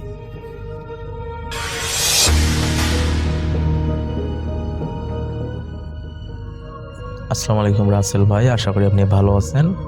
আমি জানি আপনি সবসময় ভালো দলেই থাকেন। আমার নাম মোহাম্মদ রাজু মিয়া, আমার বাড়ি রংপুর বিভাগ, লালমনিরহাট জেলা, আদিতমারি থানা। ঘটনাটি ঘটেছে আমাদের গ্রামে আমার চাচাতো ভাইয়ের সাথে। আমার চাচাতো ভাই ওর নানা বাড়ি থেকে আসার সময় একদিন রাত ছিল, তখন 12টা। তো 12টার দিকে সে বাজারে আসবে। বাজারে এসে এখানে অটোয় চড়ে সে বাড়িতে আসবে। সে ভাবতেছিল যে বাজারে যে অটোয় চড়ে বাড়িতে চলে যাব, কিন্তু তার নানা নানি মোটেই তাকে আসতে দিচ্ছিল না। সে জোর জুলুম করে বাসায় আসবে। তার বাসায় অনেক সমস্যা, একটু পারিবারিক সমস্যার জন্য সে বাসায় আসবে আর কি। তার নানা বলতেছে যে কাল সকালে চলে যাস, এত রাতে আর গাড়ি পাবি না। সে তারপর যেতে গিয়ে চলে আসছে। বাজারটার নাম হচ্ছে কালীরহাট। সেই বাজারে বড় একটা মন্দির আছে, তা অটো স্ট্যান্ডের সামনে সেই মন্দিরটা। রাত বাজে 12টা, লোক ছিল কিছুটা, তবে বাজারের শেষের দিকে সেই অটো স্ট্যান্ডটা, সেই অটো স্ট্যান্ডের দিকে আসলো। তো ওইখানে দেখতেছে কেউ নাই, মানে শুধু একটা বুড়ো মানে বৃদ্ধ লোক একটা রিক্সা নিয়ে মানে বসে আছে, মাথা হেলে বসে আছে। সেই রিক্সাওয়ালা লোকটিকে সে বলতেছে, চাচা আপনি কি যাবেন, কুমড়িরহাট যাবেন? তো লোকটি বলতেছে হ্যাঁ যাব। তো বলতেছে যে কত টাকা দেওয়া লাগবে আপনাকে? লোকটি বলতেছে বাবা 100 টাকা দিও। এরকম ভালো মানে দুই একটা কথা বলে, মানে এত সুন্দর কথা বলতেছে যে ও বুঝতেই পারে না যে ওই রিক্সাওয়ালাটা একটা জিন ছিল। তো সেই কালী মন্দিরের সামনে যে অটো স্ট্যান্ডে চললো সেই রিক্সাতে, কিছুটা পথ এসে একটা ব্রিজ আছে, রাস্তায় একটা ব্রিজ, ভাঙা একটা ব্রিজ আছে, অনেক দিন আগের ব্রিজ। ওই ব্রিজ দিয়ে মানে সেরকম চলাচল মানুষ করতে ভয় পায় আর কি, তাও চলাচল করে বাধ্য, মানে রাস্তা নাই সেজন্য ওই চলাচলটা করে। ওটাকে বলে ফলিমারি ব্রিজ। তো ব্রিজটা একটু ভাঙা ছিল। তা লোকটি আমার চাচাতো ভাইকে বলতেছে বাবা একটু নেমে একটু ধাক্কা দাও তো রিক্সাটা। সে নামলো, নামার পর রিক্সাটা ধাক্কা দিয়ে আবার রিক্সার মধ্যে উঠলো। সেই লোকটি মানে বৃদ্ধ লোকটি সেই ব্রিজ পর্যন্ত আস্তে আস্তে স্বাভাবিকভাবে রিক্সা চালিয়ে আসতেছে। তো আমার চাচাতো ভাই তো অতটা কেয়ার নেই, ও বাসায় আসবে এটা ওর মাথায় খালি শুধু এটা ঢুকতেছে যে বাসায় কখন যাবে, রাত বাজে এত। তো কিছু দূর আসার পরে সেই রিক্সাওয়ালা এত দূর গতিতে, মানে এত গতিতে রিক্সাটা চালাচ্ছে এই মানে বুড়া লোকটা, সে তো অবাক। সে বলতেছে চাচা আপনি এত জোরে যাচ্ছেন কেন? আপনার তো সমস্যা হবে, আপনার তো বয়স হয়েছে অনেক, আপনি এমনিতেই রিক্সা চালাতে পারেন না, তা বাদে আবার এত জোরে যাচ্ছেন। লোকটি কোনো কথা না বলে রিক্সাটা প্রায় এত স্পিডে চালাচ্ছে মানে যা বলার বাহিরে। সে তো পুরো অবাক যে হঠাৎ করে এই লোক তো ব্রিজ পর্যন্ত তো খুব সুন্দরভাবে আসলো, এখন এত স্পিডে যাচ্ছে কেন? আমার চাচাতো ভাইয়ের মনে তো ভয়, মানে একটা ভয় ঢুকে গেল। সে ভয়ে বলতেছে, বারবার বলতেছে চাচা আপনি এত স্পিডে গাড়িটি চালাচ্ছেন কেন, বুঝতেছি না। এই বলে চাচার ঘাড়ে হাত দিয়েছে। হাত দেওয়ার সঙ্গে সেই বৃদ্ধ লোকটি পিছন দিকে ঘোরা মাত্র দেখতেছে ওর মুখটা পুরো বিশ্রী ভয়ানক, মানে একটা রক্তমাখা, মানে মুখ দাঁত এত বড় বড়। সে তো ওরে বাবা ওরে মা কয় এমন একটা, মানে ভয় পেয়ে রিক্সাতেই লাথ দিল একটা, মানে বলতেছে কি আপনি, আর আপনার চেহারাটা এরকম কেন, এর আগে তো এরকম দেখলাম না, আপনি রিক্সা থামান আমি নামবো এখান থেকে। সে বলতেছে যে না তোকে আমি এই রিক্সা থেকে নামতে দেবো না, তোকে এই রিক্সা নিয়েই আমি চলে যাব। এই দিন আমিও রিক্সায় একজনের চড়েছিলাম, এক দুষ্ট ছেলে রিক্সায় চড়েছিলাম, সে আমাকে এরকম করে সেই ব্রিজের উপর দিয়ে নিয়ে এসে আমাকে এমনভাবে ফেলে দিয়েছে, আমার জীবনটা চলে গেছে। আমিও সেই রিক্সা বয়ে মানুষদেরকে এরকম করে মেরে ফেলি, তুই আজকে 10 নাম্বার। সে তো ভয়ে পুরো ওর মাথা একদম মানে অন্যরকম হয়ে গেছে। সে বলতেছে আমি তো আপনার কোনো ক্ষতি করি নাই, তো আপনি আমার সাথে এরকম করতেছেন কেন? সে বলতেছে তুই ক্ষতি নাই করিস নাই, কিন্তু তোর মতো এক যুবক ছেলে আমার জীবনটা ধ্বংস করেছে, আমার পরিবার পুরো এখন অসহায়, তাদেরকে দেখার কোনো লোক নাই, তারা না খেয়ে পেটের দায়ে ঘুরে ঘুরে বেড়াচ্ছে, কেউ খাওয়া দিচ্ছে না। তো বলতেছে চাচা তোমার আসলে আমি আপনাকে একটা কথা বলতে চাই, আপনার আসলে বাসাটা কোন জায়গায়? সে বলতেছে আমার বাসা হচ্ছে মদনপুরে, আমি একটা সাধারণ ঘরের লোক ছিলাম, ওই কালীরহাটে আমি ওই রিক্সায় চড়েছিলাম, আমার মেয়ের বাড়ি গিয়েছিলাম, আসার পথে এক রিক্সায় চড়েছিলাম, তোর মতো এক যুবক ছেলে সেই রিক্সা দিয়ে আমাকে মেরে ফেলেছে, তাই আমি তোদের মতো ছেলেদেরকে কাউকে বাঁচতে দেবো না, এই বয়সী ছেলেদেরকে আমি শুধু দেখলেই মেরে ফেলি। এই রাত 12টার সময় আমি আসি শুধু তোদের মতো ছেলেদের। ও বলতেছে যে চাচা দেখেন আপনারও যেমন পরিবার আছে আমারও তেমন পরিবার আছে, আমার পরিবারে ঝামেলা চলতেছে, আমি বাসায় যাব, আমার নানা বাড়িতে না থেকে আমি এত রাতে কেন বাসা যাচ্ছি, আমার পরিবারের সমস্যা চলতেছে, চাচা আমার সঙ্গে এরকম করিয়েন না প্লিজ, আমি তো আপনার কোনো ক্ষতি করি নাই, তো আপনি আমার কেন ক্ষতি করতেছেন? যে আপনার ক্ষতি করেছে আপনি তার ক্ষতি করেন, বেকার মানুষদেরকে আপনি ক্ষতি করতেছেন কেন? এটা কিন্তু ঠিক না। এই কথা বলে যখন রিক্সাওয়ালা বলতেছে আমার যে ক্ষতি করেছে আমার ফ্যামিলিকে কে দেখে, কেউ তো দেখার মতো নাই, তুই আমার ফ্যামিলিকে দেখবি? তো এই ছেলেটা মানে আমার চাচাতো ভাই তো চিন্তায় পড়ে গেলো যে ফ্যামিলি দেখবো, তাহলে চলেন আপনার বাসা নিয়ে যান, আমি আপনার ফ্যামিলির সঙ্গে কথা বলতেছি। পরে সেই রিক্সাওয়ালা আবার স্বাভাবিকভাবে রিক্সা চালিয়ে এই চাচাকে তার বাসার দিকে রওনা দিল। ওই রিক্সাওয়ালার বাসায় যেয়ে সে তার ফ্যামিলির সঙ্গে কথা বলে তাদের দায়িত্ব নিল। ওই রিক্সাওয়ালা চাচাটি মনে মনে অনেক খুশি, তার আত্মাও শান্তি পেল। পরে ছেলেটিকে মানে আমার চাচাতো ভাইকে সেই রিক্সায় আবার তুলে পুনরায় তার বাড়ির দিকে রওনা দিল। তার বাড়ির দিকে রওনা দেওয়ার পথে ছেলেটিকে বললো যে বাবা, তোমার মতো ছেলে যদি কয়জনের ঘরে থাকে, তুমি এই যে আমার ফ্যামিলির দায়িত্ব নিলে, এটা আমি কোনোদিনও ভাবতে পারি নাই। তাই তোমার মতো ছেলে যে জন্ম দিয়েছে সে সৌভাগ্যবান। পরে তো আমার চাচাতো ভাই বাড়িতে আসলো, বাড়িতে এসে তার ফ্যামিলির সঙ্গে এরকম করে কথা বললো। তার ফ্যামিলিও অনেক খুশি হলো যে আসলে এটা একটা সত্যি ঘটনা না, এটা একটা আসলে স্বপ্নের মতো একটা ঘটনা, এটা মানে বিশ্বাস করার মতো। পরে আমার চাচাতো ভাই রাতে ঘুমার সময় চিন্তা করতেছে আসলে এই ঘটনাটি যে আমার সঙ্গে আজ ঘটবে, এটা আসলে অবিশ্বাস্য একটি ঘটনা। সে কখনোই বিশ্বাস করতেছে না যে আসলে তার সঙ্গে এরকম একটি ঘটনা ঘটেছে। তো এই ছিল আমার আজকের ঘটনা রাসেল ভাই। ঘটনাটি ভালো লাগলে অবশ্যই শেয়ার করবেন।